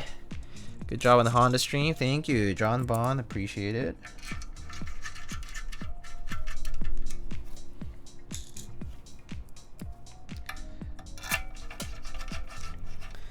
Wait a minute. Should I have put that anti whatever film? I probably should have. Damn it, man. I probably should have put that on because this has a good chance of shorting. I feel I'm gonna do that. All right.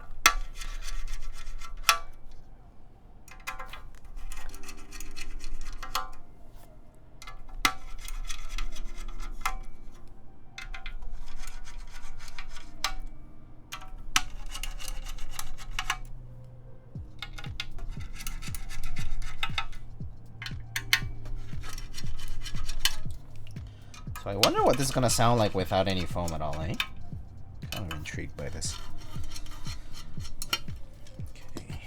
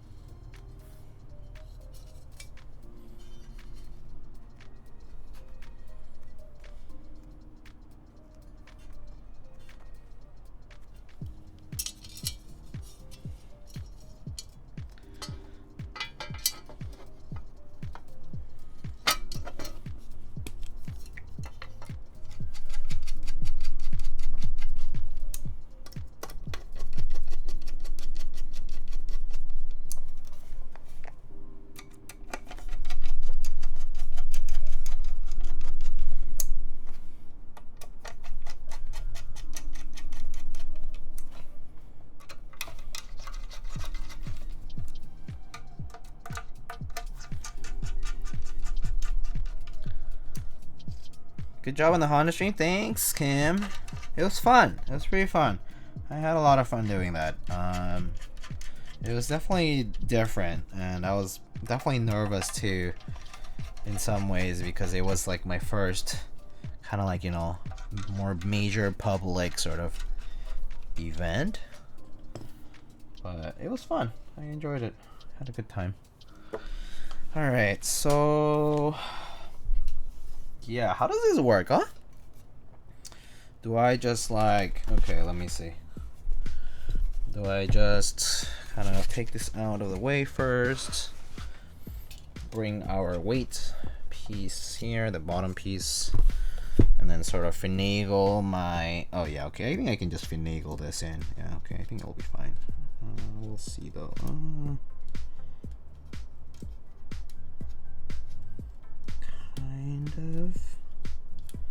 Kind of okay. Should I have plugged this in first? It's a very tight bend.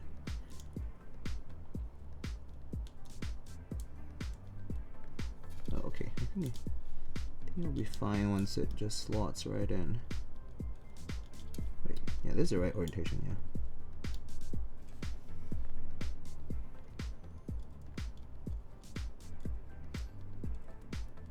Okay, there we go. Alright, you do that. Okay, cable's nice and loose there, and just slot it through, and then just kind of place it through like that. And then do I just grab the screws from the top and place them in? Is that how it works? I think so.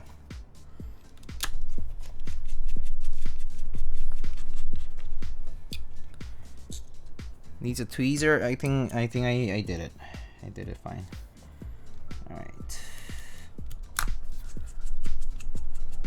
Oh, hello, Mr. Gawk. Your face when you answer one of the questions wrong, like you didn't know what to expect. Yeah, well, I didn't know how many generations of what Type R there were. I didn't know that. Pretty much was a wild guess. 5, 6, I don't even know. I only knew the Type R has been around since like late 2010s or something like that. Like I know it was definitely before 2020. And I was like, okay, well, probably like a handful of them. I mean, the answers were pretty similar to each other, so.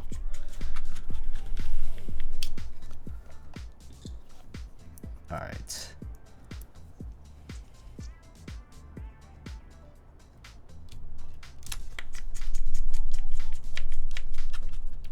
All right, I think that's it for the assembly of this. Whew.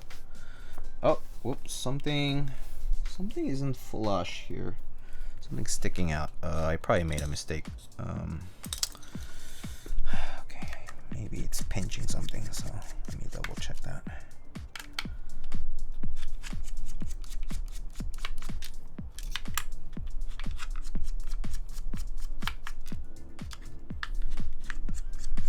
Pinching something. I'm gonna guess the JST cable slotted off from the channel slightly, so I just gotta double check that. I think that's my guess.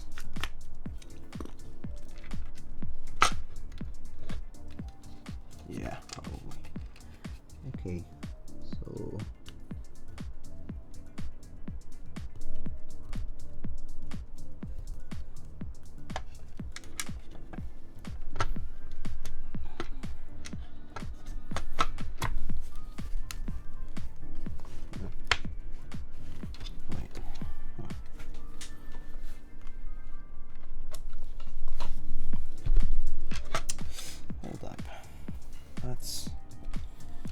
what's wrong here?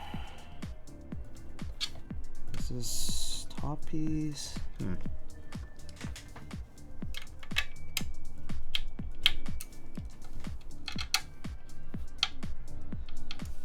Okay.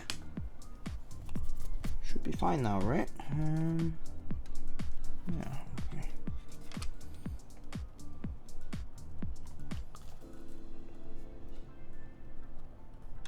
Hello, Thrash and Tony. How's it going?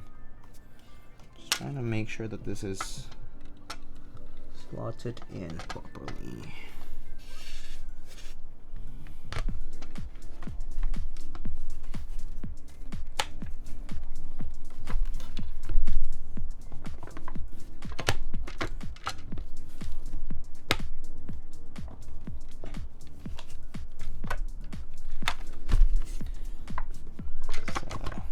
Tight fit, I guess.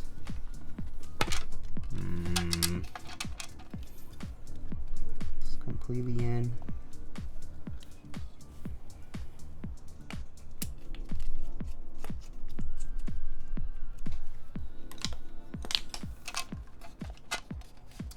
Yeah, I think this is the connector. Just getting pinched, eh? Alright, that's good that it has that, but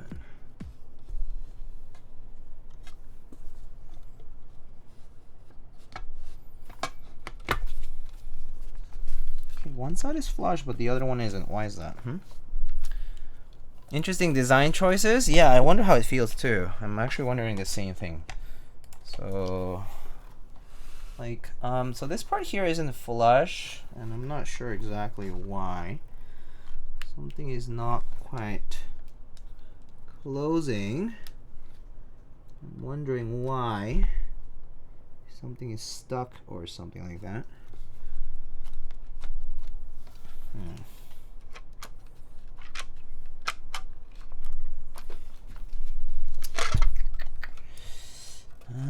Okay, let's unplug this and see what's going on here.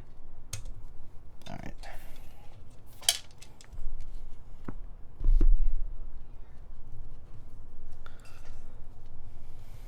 We gotta bust out the tape? Maybe. I don't know. How do I?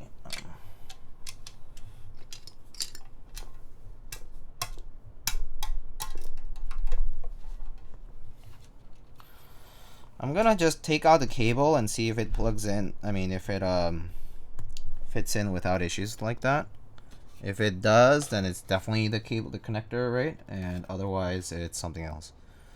So I'm just gonna double check that. Okay, this seems flush here. Okay, yeah, okay, so it definitely is the cable. So yeah, just need to be very careful when doing that one. So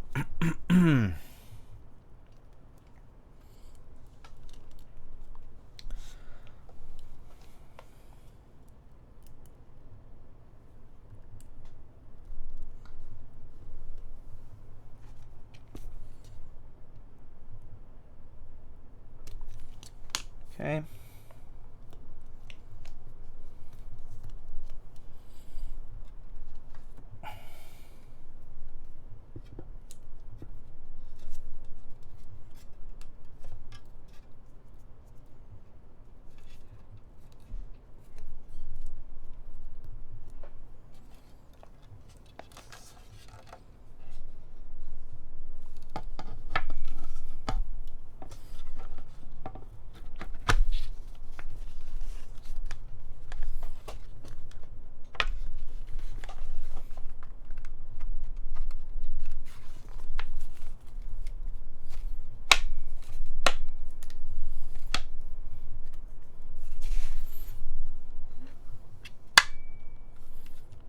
So I think that cable connector is kind of a tight fit, but I think it's good now. So let's, oh, this ended.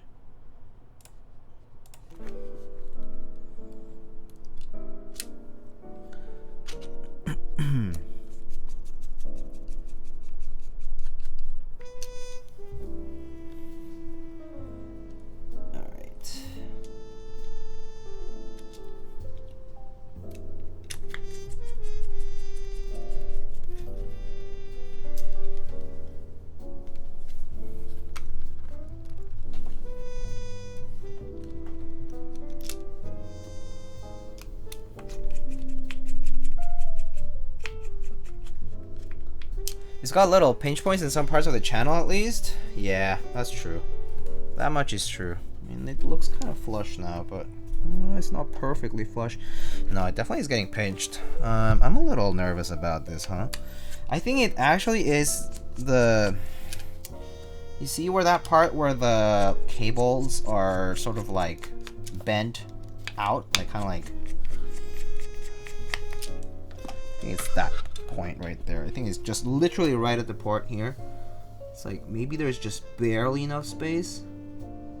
I don't know, it's kind of annoying, but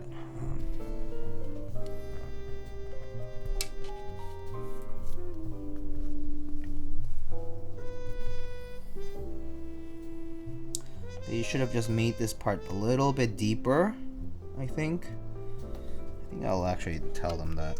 Just make it a little bit deeper for the channel portion here. So there's just basically slightly more leeway for this closure here.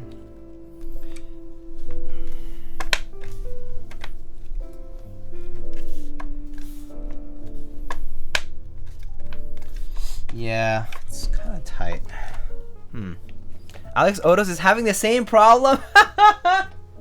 So it definitely is a design thing, man. I'm telling you, it just bothers me that it's not flush. It's not that it won't close. It'll close just fine. I just want it to look flush. I just want this thing to look absolutely flush. Which it should, it can.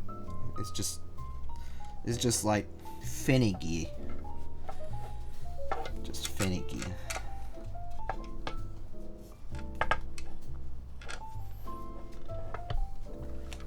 Just a super small spot there that just needs to kind of fold in or something. Okay, that looks better, I think. Okay, let's just hope. Let's just hope now it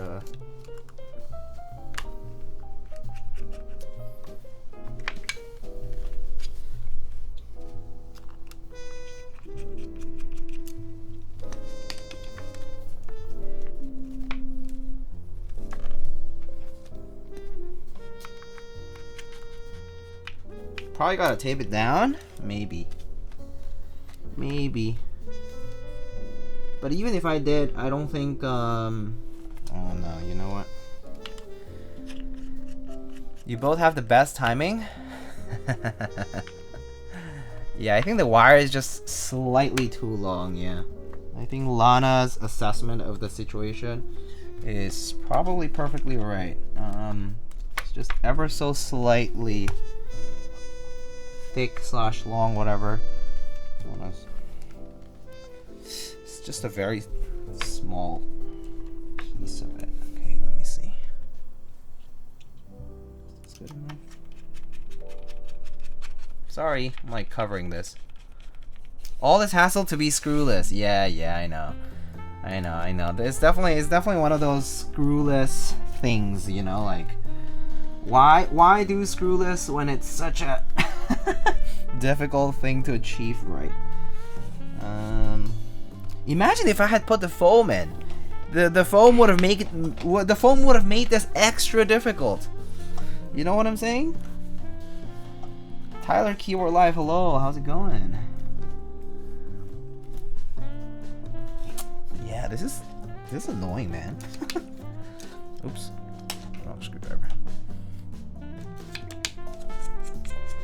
At least this isn't the final product. Oh, I'm sure they'll fix it once we tell them, like, hey, like, can we just not do this cable thing situation? Alright. Tape this thing down, though? Oh, boy, okay.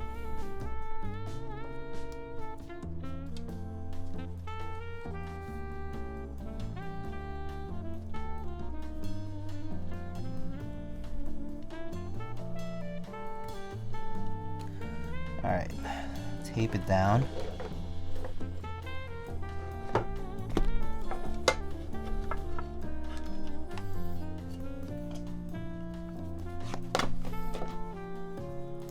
Dude, Alex is having the exact same issue. Hey, this is how you know. This is how real recognize real, okay? This is how you know that we are both experienced builders who are having similar issues, because this is an issue that any builder would have, because it's probably one of those design things that we want to make sure that, you know, gets revised for the production. I mean, this is exactly why you have prototypes, though. It's the weight. Alex just figured it out. So what about the weight? It's just too... Is it shifted a little to the left? Maybe I'll try that. Maybe it's because I did remove it earlier.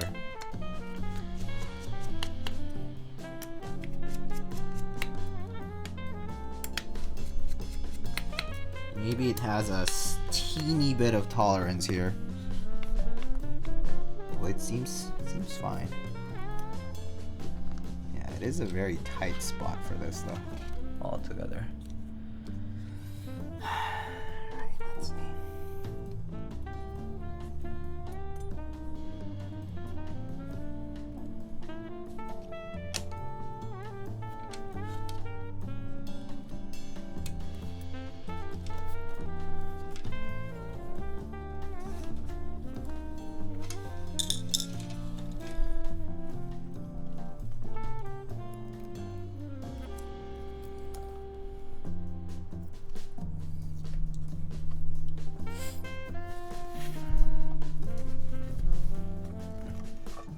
The weight is warped? Oh, hi. Hi, Alex. Oh, yeah, you're right. I see the little nick. Yeah, you guys want to see this? Yeah, there's basically no... No, it's not even vertical. It's actually... It's this. Let me show you. It's this... Okay, I need to take this screw off first. So I don't lose them. Okay. So the weight basically fits in here. And there's basically no tolerance between, you know, it basically just has to fit perfectly, right? So, yeah, it's just barely too, it's just too tight. It's just tight, it's a tight fit. Okay, yeah, alright.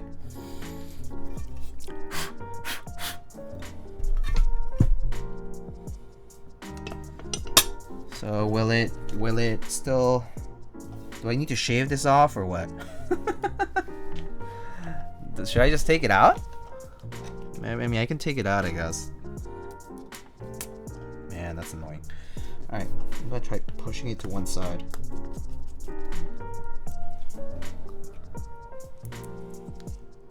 Yeah, okay, if this doesn't work, I'm just gonna take out the weight.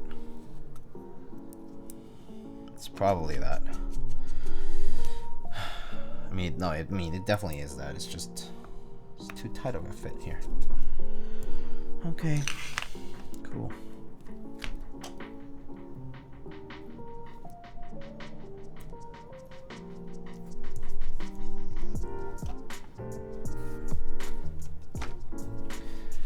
So you gotta pretty much place it on perfectly, or else it'll bind. Yeah, that's basically what's happening here. Which is, you know, annoying, to say the least. All right.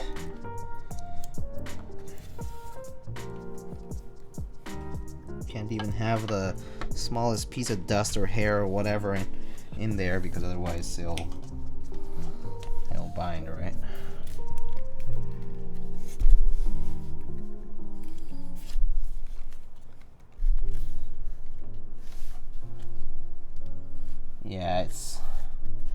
Yeah, it's just a little too tight, right? All right, Monka W. Yeah, just too tight.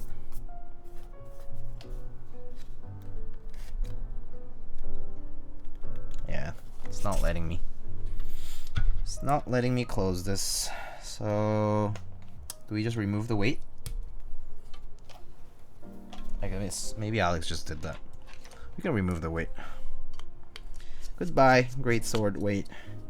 No longer have the light of the night, or whatever. I mean, I could always shave it a little, but yeah.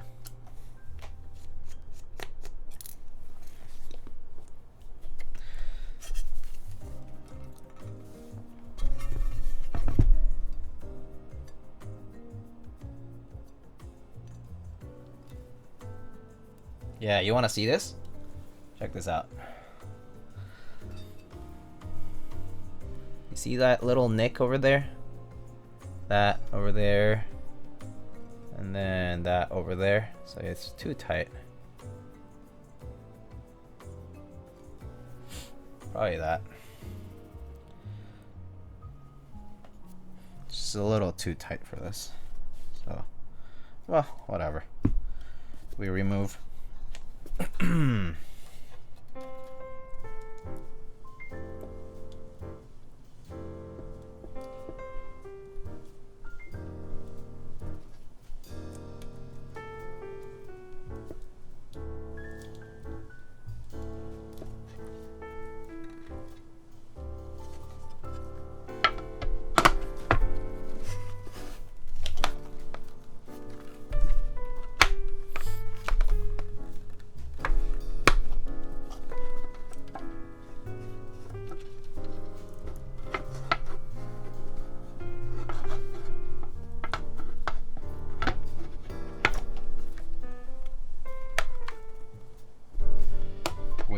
Something else is getting stuck.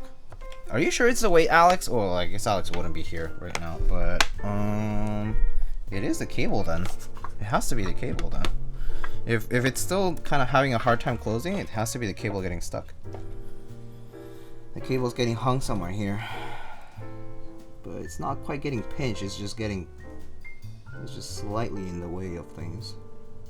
This is too tolerance perfect to fit together. So how do I do this?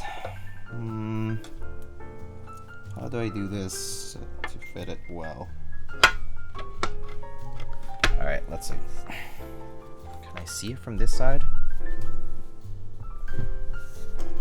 Gotta be better ways of routing cables? Yeah, I know, right? That's what I'm thinking too. I was like, there's gotta be better ways of doing this thing.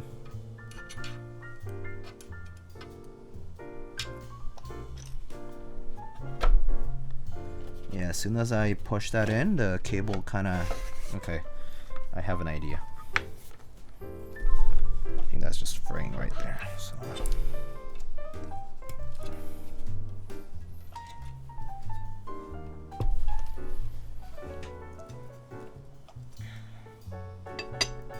So, I don't think it's the weight after all.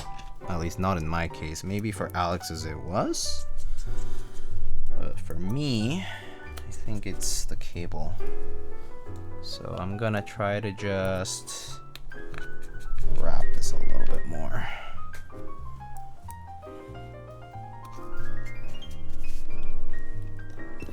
Okay, the sleeving doesn't quite go all the way here. So I'm just gonna use some tape to wrap it up a little.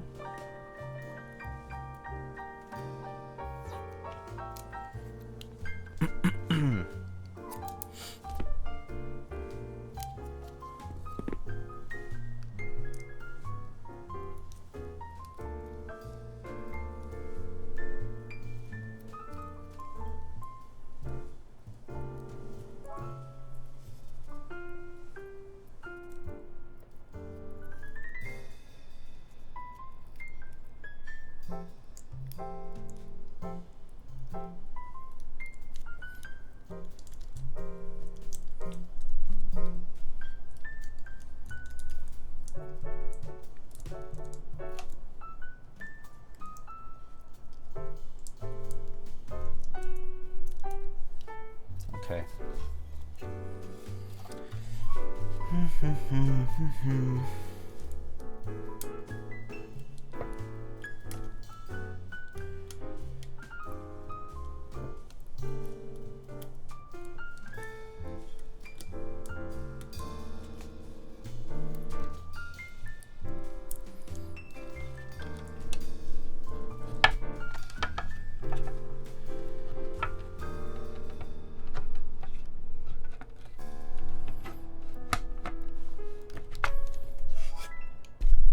Oh, there we go. It's flush. It is flush. Nice.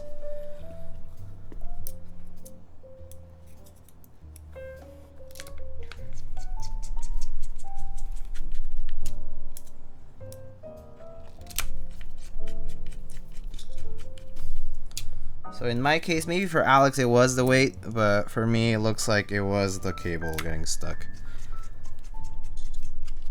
On the Dreamlab buff. It would have been interesting to have some bigger issue during that stream and having to figure things out on the spot. Everything went pretty smoothly. That would have been kind of nerve-wracking, TBH.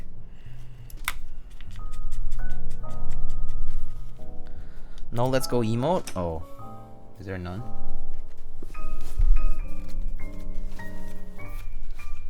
Yeah, okay. It's nice and tidy now. Let's just make sure to put these bump-ons. This boy flush? Yeah.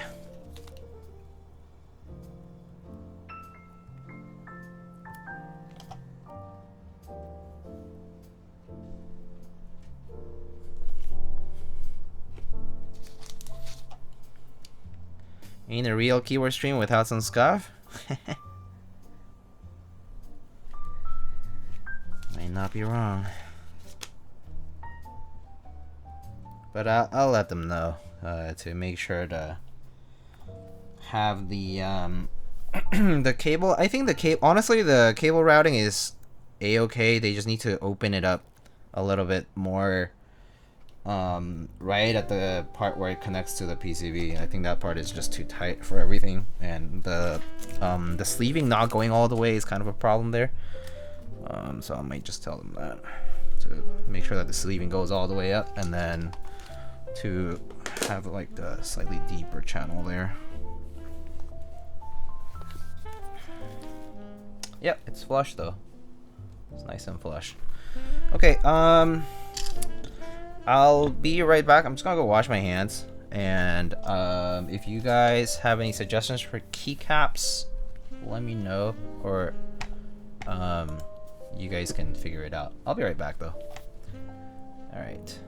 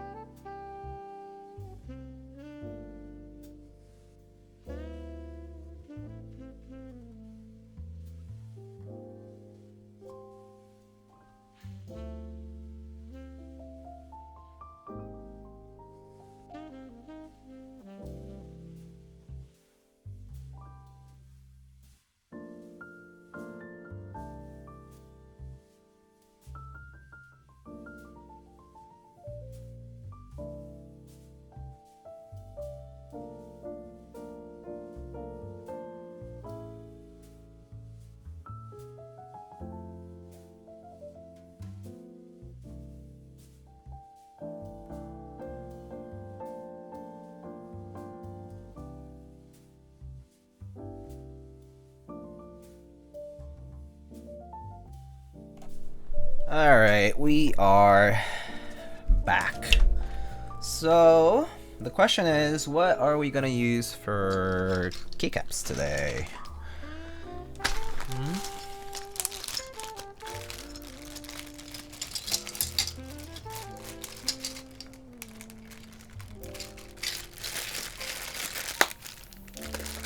So we have this white keyboard today, so I don't know. What should we do? Y'all have suggestions, preferences? If not, I'll just pick one and go with that, okay? CRP? Oh, you know, CRP, JP, black, pink could work pretty well. What do you think about that? CRP, JP, black, pink, or like the, you know, the white one.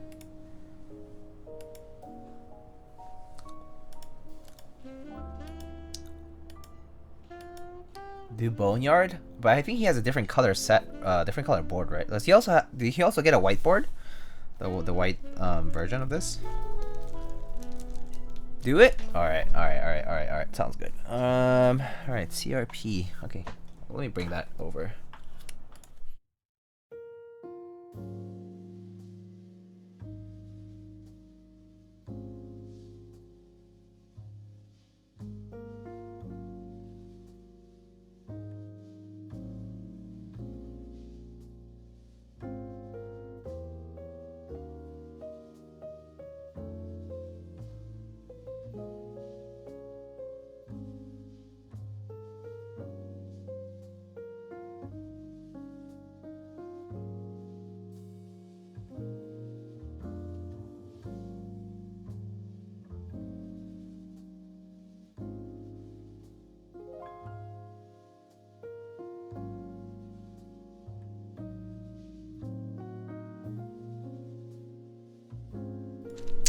Okay, so Weeb set for Weeb board. Yeah, you could think of it that way too, I guess. Alright, so I think I have a bunch of the caps here, and then a bunch of the other ones here. I think I remember using some of these for like an Alice layout board before. Okay, here's our 7U.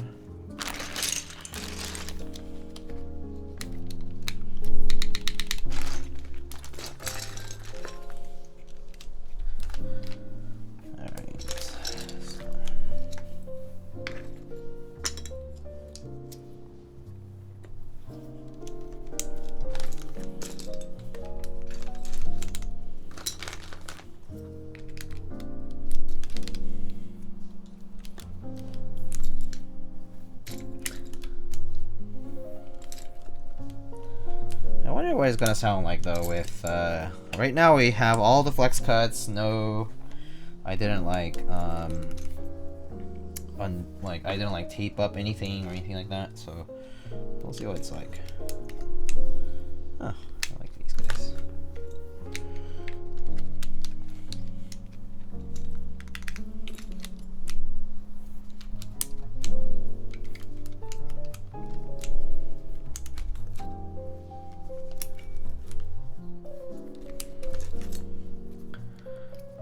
I wish when you pour out keycaps, they land on their feet like cats. That would be great. That would be so nice. That would be so easy.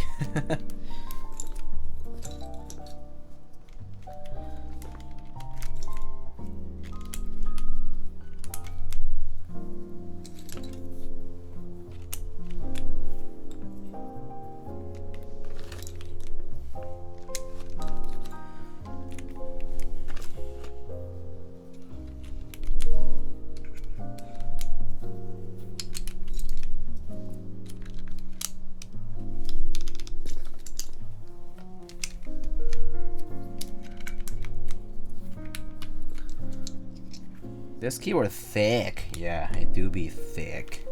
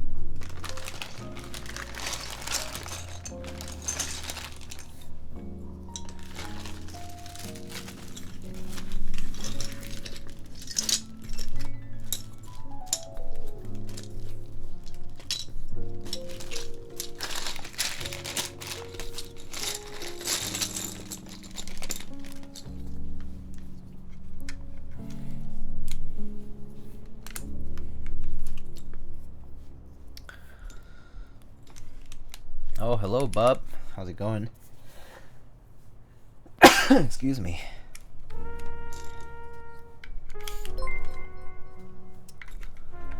Oh, Alex, you already wrapped up? Damn, that was fast. Alex, thank you so much for the raid. Bless you, thank you, thank you.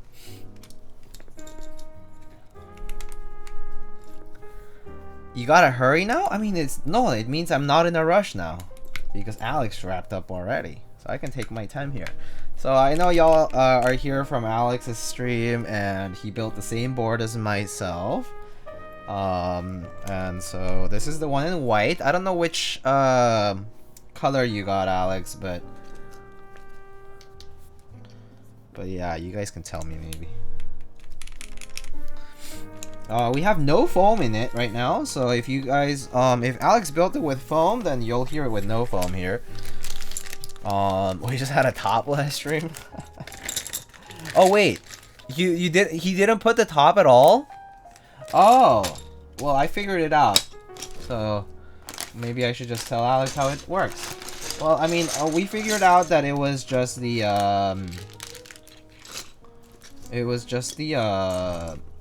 cable. The cable was getting stuck for me, at least.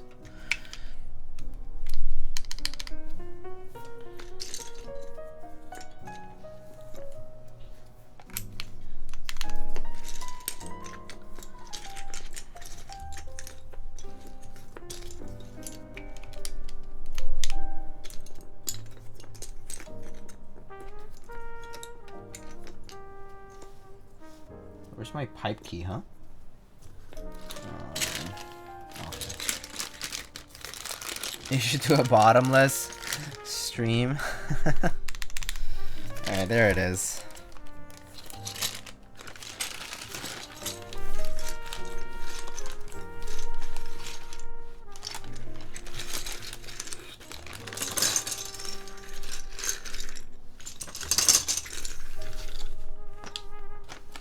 Don't say pipe around him. What, does he get a little rowdy around pipes? A bit particular about pipes, perhaps. Do you have foam to yours? I didn't. Do you have foam to yours, Alex? I decided not to use any foam because people didn't. Well, actually, I put it on poll and people didn't want foam on it, so I didn't. Use no foam because people didn't want it. All right, shall we put some artisans on this? Because you know how it goes with my streams. We love artisans around here, and I love artisans around here. So, all right. I have a few ideas here. Can do. This one's kind of funny. Should we put that on this key? Actually, no. Yeah, that's fine.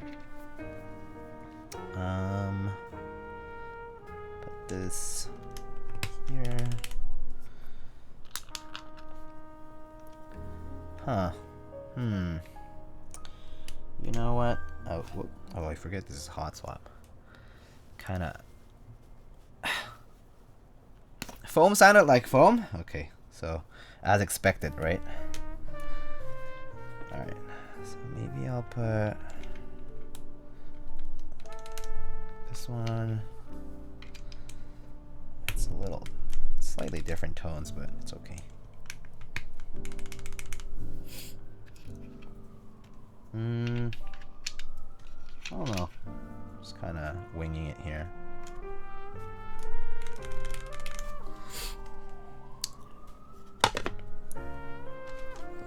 Alright, I think that's good.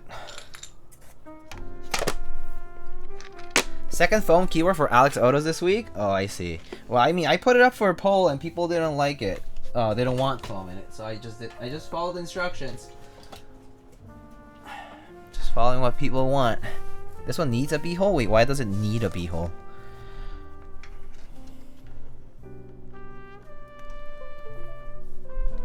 Actually, you know what? I think the Lindy cable will look nicer on this. So let's do the Lindy cable instead.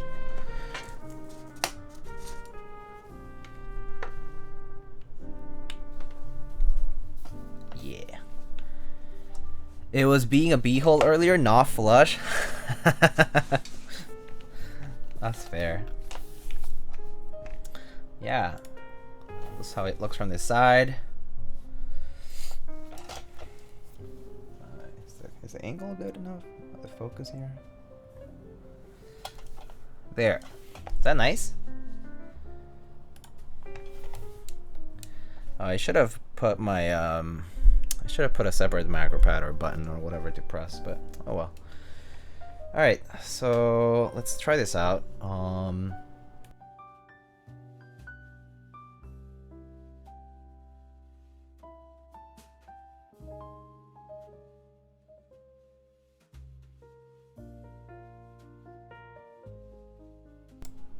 Okay, so let's get this typing thingy on.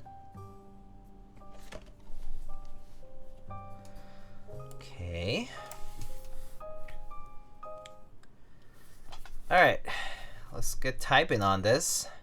So right now we have this currently built with Gateron X switches, and this has no foam at all, okay?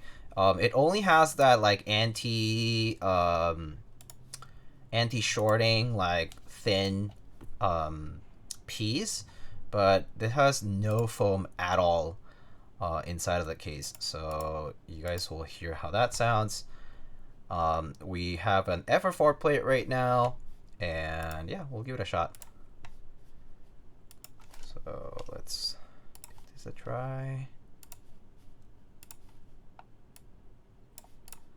All right. Gateron X switches on an FR4 plate with CRP JP. All right, here we go. Oh, wait. Wait, didn't it identify just earlier? I heard the little sound. What? What? Hello? Hi? Cable? Hello? I heard the sound earlier. What happened? It's not identifying. Wait, is it the cable? Is this cable fine? Oh, maybe it is the cable. Okay, I'll check this Lindy cable in a bit. Huh, weird. Okay, that works. Oh, weird. Okay. It's the cable. I'll check the cable later. Alright. Maybe I unplugged it by accident or something in the back. Alright. Here we go.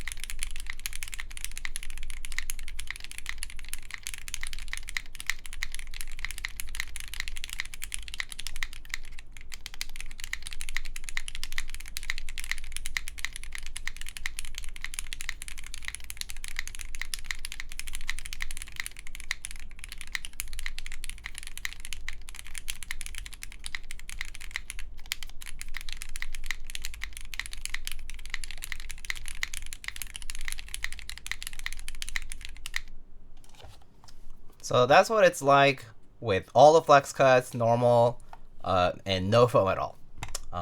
So kind of muted, definitely very dampened sound, very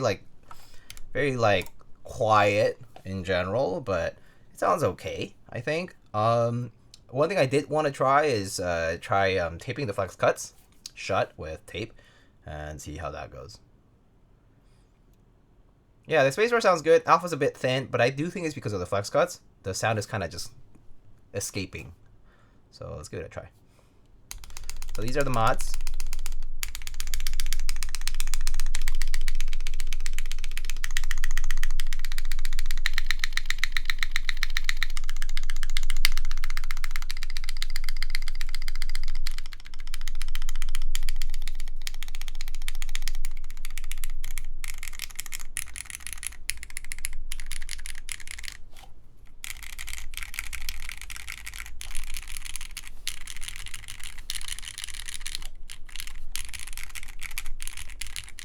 yeah, PC absorbing all the vibes. So, you know, and there's quite a bit of, you know, like sinking into it. So, all right, let's try to open this back up and actually getting our flex cuts taped shut. I'm actually gonna take this little piece of foam out just to see where the screws are, so I don't have to remove every single screw. So let's do that. All right, so okay, so let's see.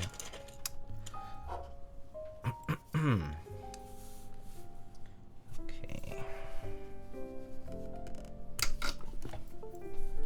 So there's one near the Q here. Oh god. Oh god, hot swap.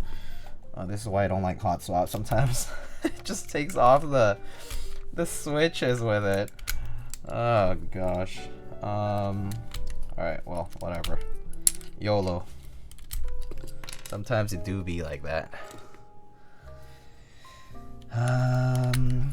Shift and the okay. And then I think there's one here. Hot swap things though. I mean, I could just hold it down, but whatever. I'm gonna have to put them back in anyway, so. Alright, I think that's it. So let's get our screwdriver.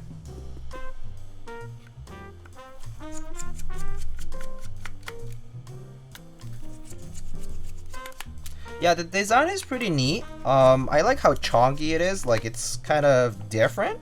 I'll show the angles in a bit, like the different parts. I actually really like how they did the front part and the side, more so than the back part.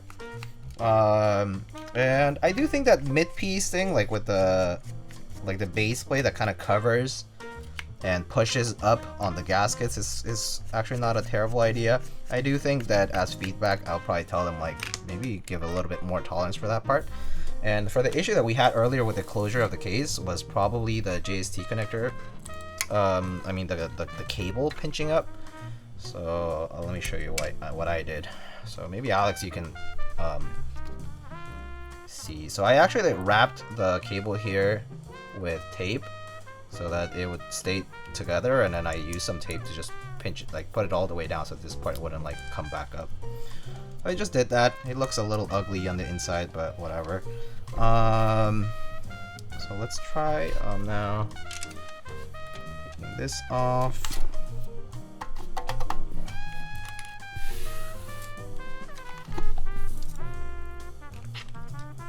And let's take this out.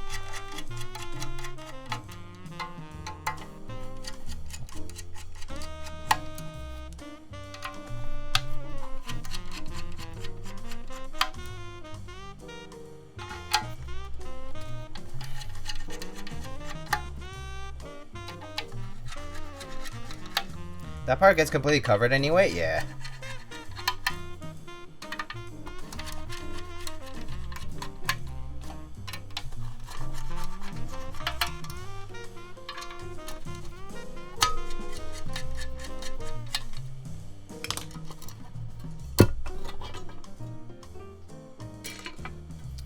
Alright, so there's that.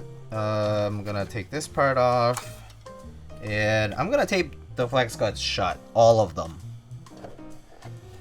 Wait, why flex cuts? Do people like a typing experience like that of using a laptop on a couch? Some people do. I mean, I do actually like bouncier typing feels, and like just in general, like a flexible and like soft typing feel. But I think it's mostly like too many of them is kind of too excessive. I think like maybe like one is fine, but having like too many is just, yeah, it just kind of takes away from the experience, I feel. So yeah.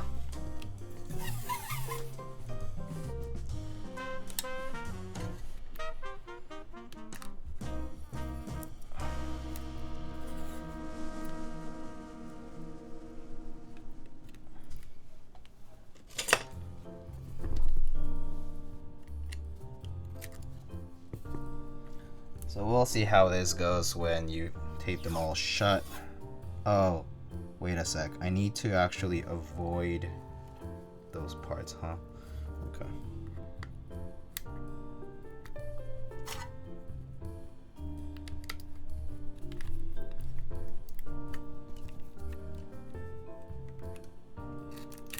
Ah, frick.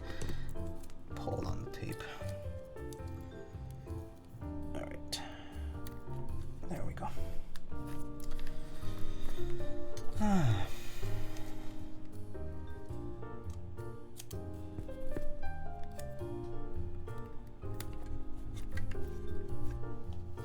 What tape is this? This is Kapton tape. Kapton. It's non-conductive and high temperature resistance tape. It's a little bit pricier than some other tapes for less tape amount, but it's typically for electronics, it's the tape of choice because it is thin and it also does not leave like residue, unlike electrical tape.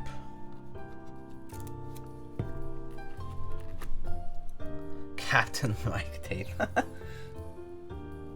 Yeah, that works.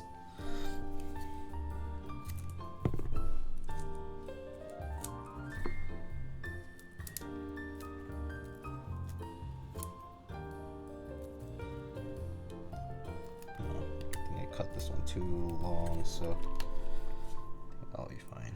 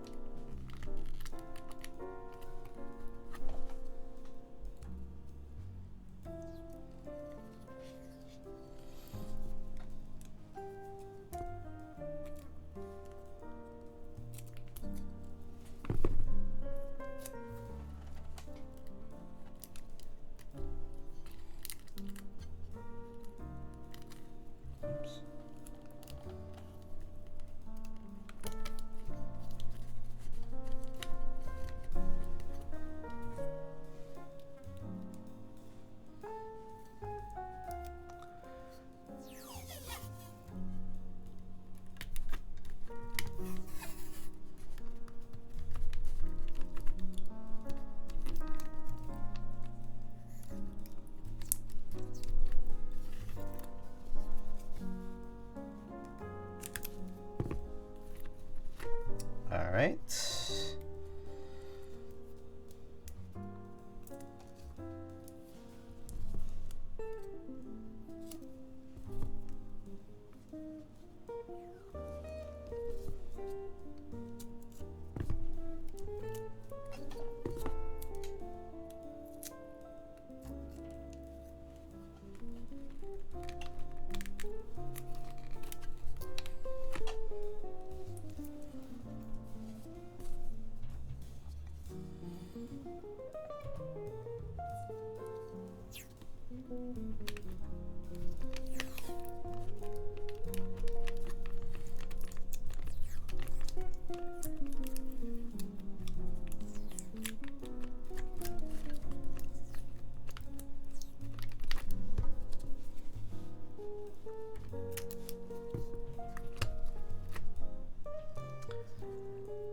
Grand project.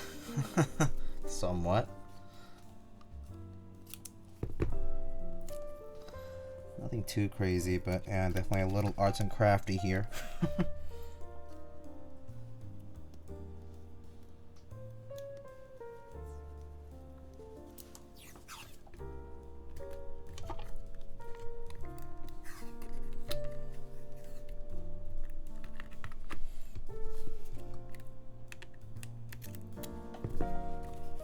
Alright, I think that is good enough, right? I think this is good enough.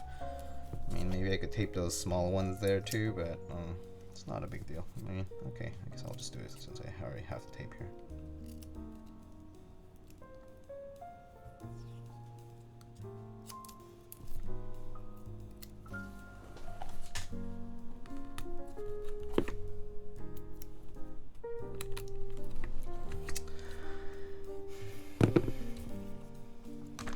All right. That looks good.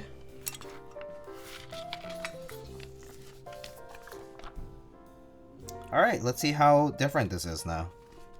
Hopefully we'll see some improvement in a... Yeah, let's give it a shot.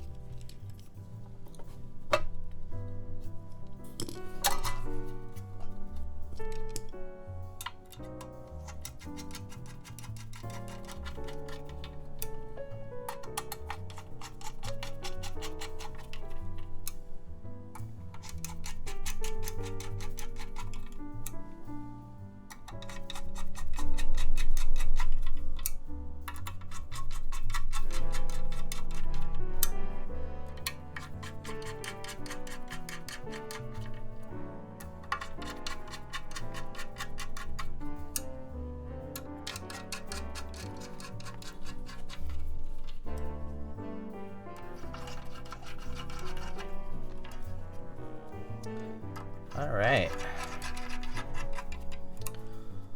That's that. And lastly, I guess putting this back together, hopefully with no issues. I think maybe that landing cable over here got unplugged. Yeah. All right.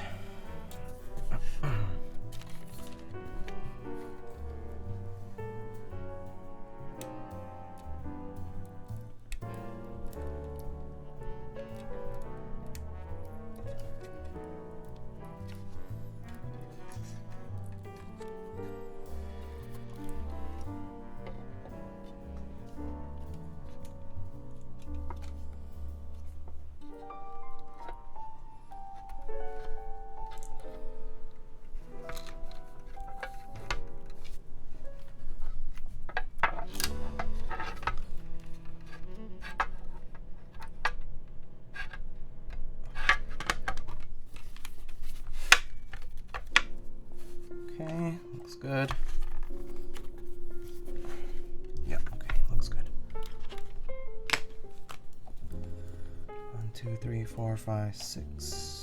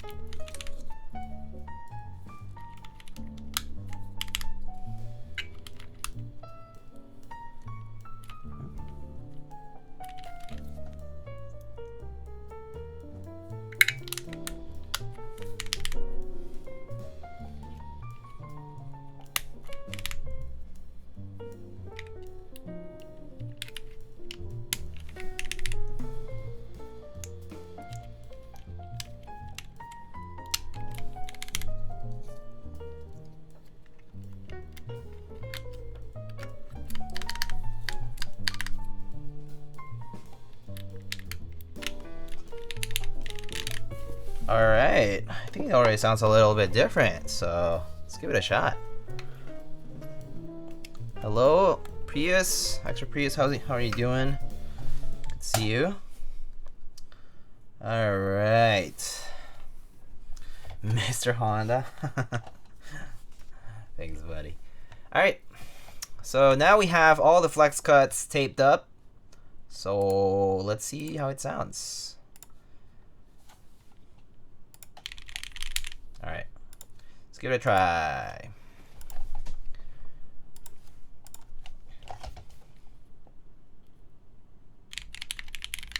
Oh wait, let's try this view now. Oh wait, I'm kind of in the way, huh?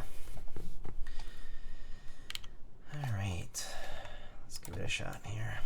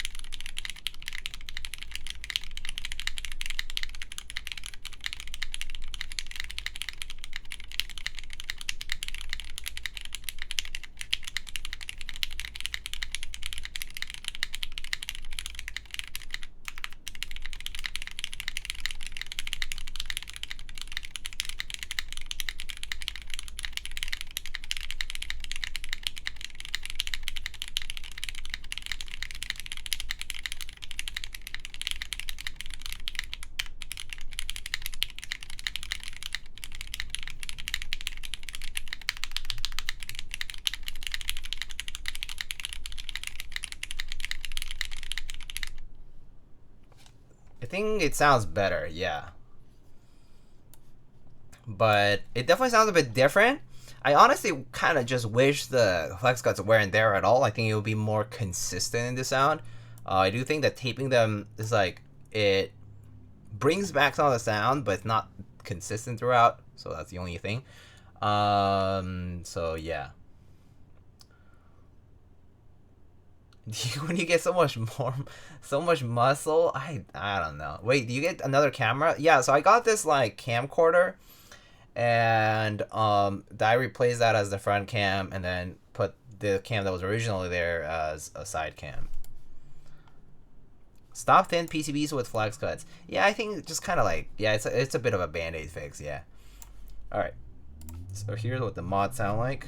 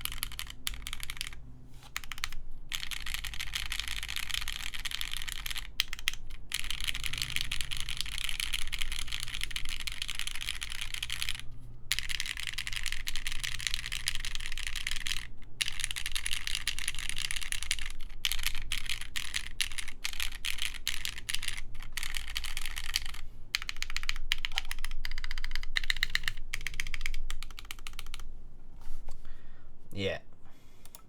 I think flexos are fine. Again, it's just in excess, it's where they don't really shine as much. I think it's more so that it's just too many. I think flex cuts are good in moderation, but maybe just not too many of them. But yeah, that's kind of like my take on it. But yeah, so do you want to kind of like show off the board here?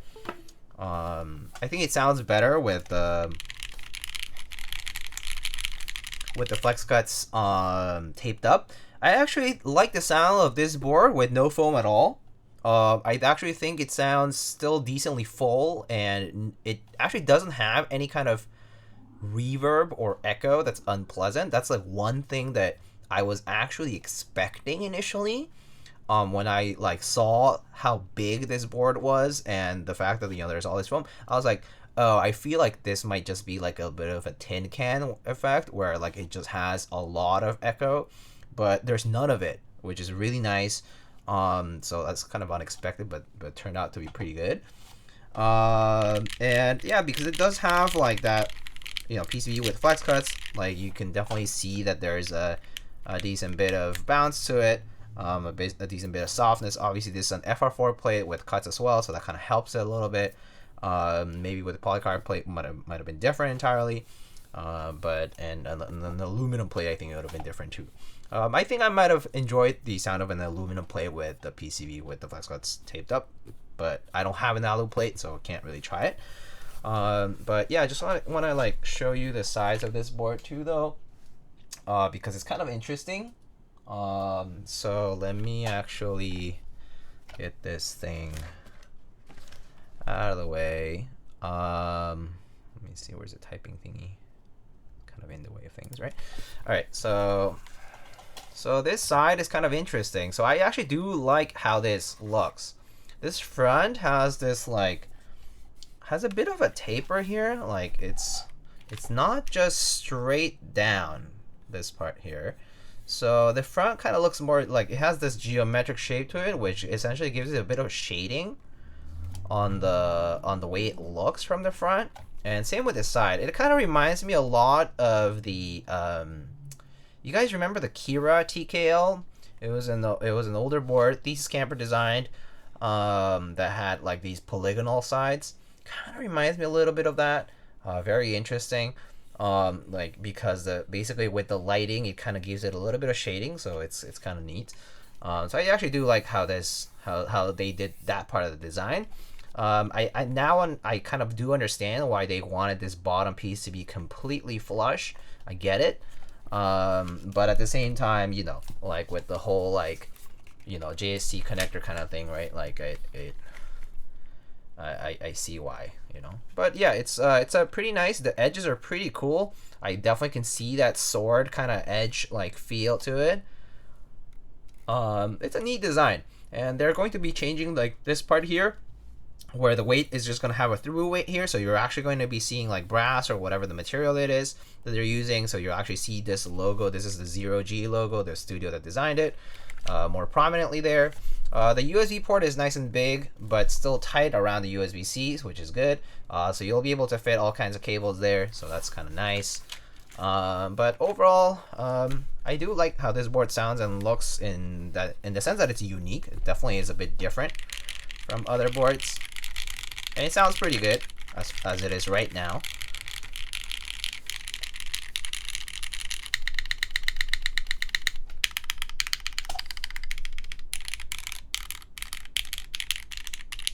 Yeah, so I do like how it sounds as it is right now. You can definitely see the bounce, yeah. It definitely is due to that Flex Cut E PCB for sure. So yeah, you can owe it to that. I mean, I did tape them, but it's a very thin layer of tape, so yeah, it's not gonna hold it back completely.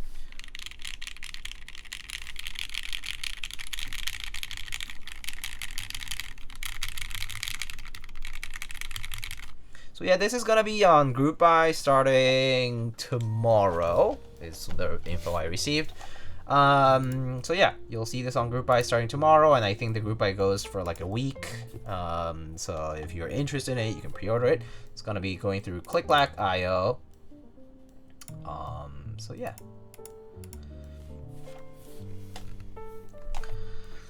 Let's see, is this cable now working? Earlier it wasn't. Huh. I think maybe this didn't connect it properly here, huh?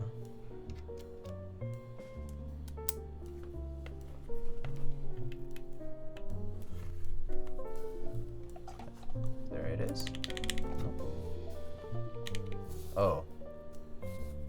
Weird.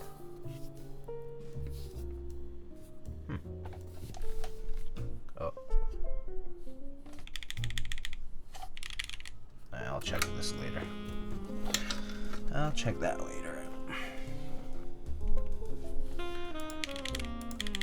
Alright.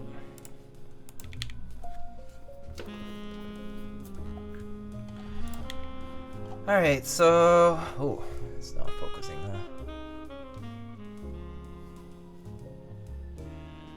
So that's that for this. I can show you guys what this looks like. Let me just switch the mic over.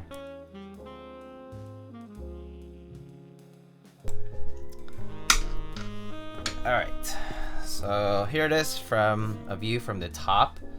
You guys can see it here. And you guys can just see it right here. Oh. Alright, there we go. So this is the Great Sword TKL prototype in white, E-white. Very neat. There is a side profile. I do like that it actually, even with CRP, the caps are sinking in nicely. No gap shown or anything like that, despite this being PVT. So that looks kind of, that was good at least. There's our, oh, it looks like I didn't close it fully there. But it looks good. I mean, it's interesting shape. Definitely not a shape that I would just like immediately purchase without thinking about it twice. But you know. And you know, if you want to see it from a different angle. Yeah.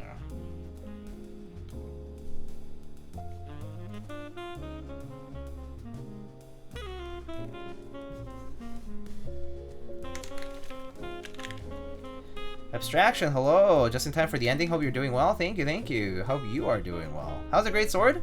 Yo, fourth camera? Yeah. So I got a camcorder for the front. So I switched my previous camera that was here over to the side. Yeah. Definitely a looker kind of board. How's the Great Sword? I think it sounds pretty nice. At least like the way I built it, and like I taped the flux cuts shut, so that was kind of convenient as far as the sound goes.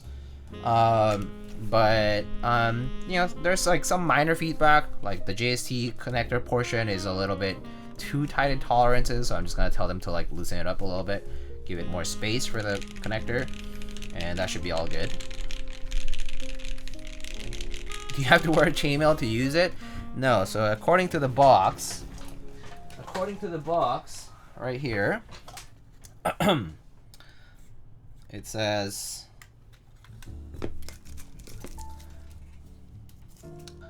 right here, it says Great Sword. It says, I hope this great sword gives you the light of a night when you use it. So you get that. So you get this nice little metallic card with it, kind of like an authentication card, and you'll have the light of a night if you use it. So you know, very nice, Great Sword, very cool little card actually, kind of nifty little aluminum card with engraving. Yeah, it's nice. You could put your favorite K-pop photo card, I guess, if you want. I don't know if they're the same size, but I assume they're the standard. But yeah, so there's that free K-pop card display if you want it.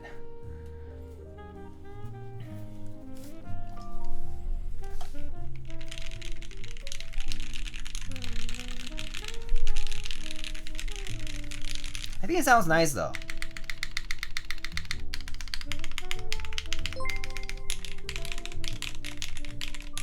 Oh, Sporky Forky. This versus Cloud's Buster Sword? I mean, I would choose Cloud's Buster Sword any day, man.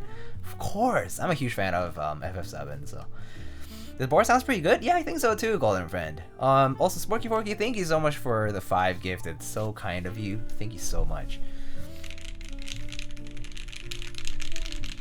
Is that spacebar CRP? Yes, this is CRP.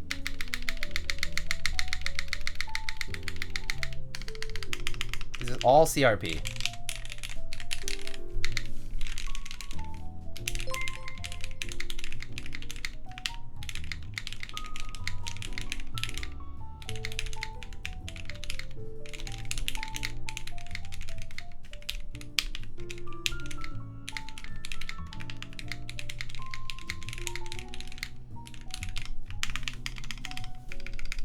Yeah, no, this sounds great, I think. So, yeah, it sounds good as it is. I do think I'll make a suggestion for no flex cut PCB maybe, and as an option. And then I do think just the little JST port thingy is the only other real feedback that I have to give. Oh, also the weight is just very tight on the weight for tolerances, so I'll just tell them that. But everything else was, experience for the build was actually okay. I actually didn't have any other issues. aside from the fitment being a bit too tight. So hopefully just for the production they just have to tweak a little bit. So that'll be fine. Oh, Sporky, thanks for gifting us up to Kim. I don't know why this cable is not working for this one. Whatever. It's kind of finicky right now. Alright. Alright, so I'll probably wrap it up here.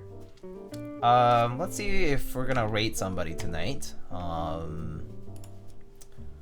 Let's see.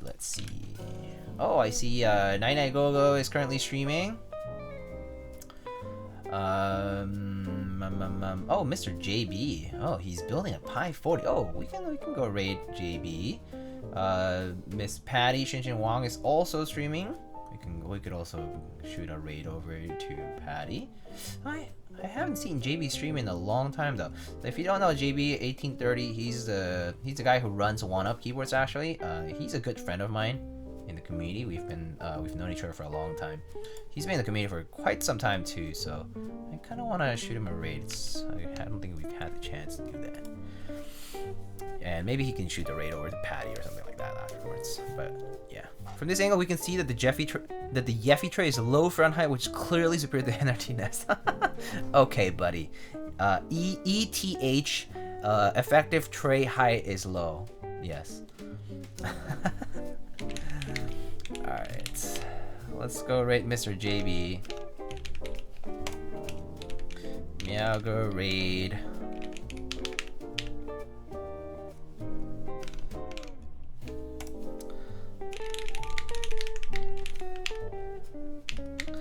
Lightning raid. I'll just spam that. I'm kind of tired today. It's been a long day. All right, friends. Anyway, thank you again for coming by. The next stream, I'm actually going to be streaming tomorrow. So tomorrow I'm going to be doing another build. So tomorrow's build is going to be the Smith & Rune Magnus 175 prototype. So come by tomorrow, probably afternoon. Tomorrow afternoon. Yep, tomorrow afternoon Eastern time. We'll probably get to see that bad boy. And I'll see you guys then. Thank you again for coming by. We'll need to see a tilt test. Sounds good. Alright. Take it easy, guys.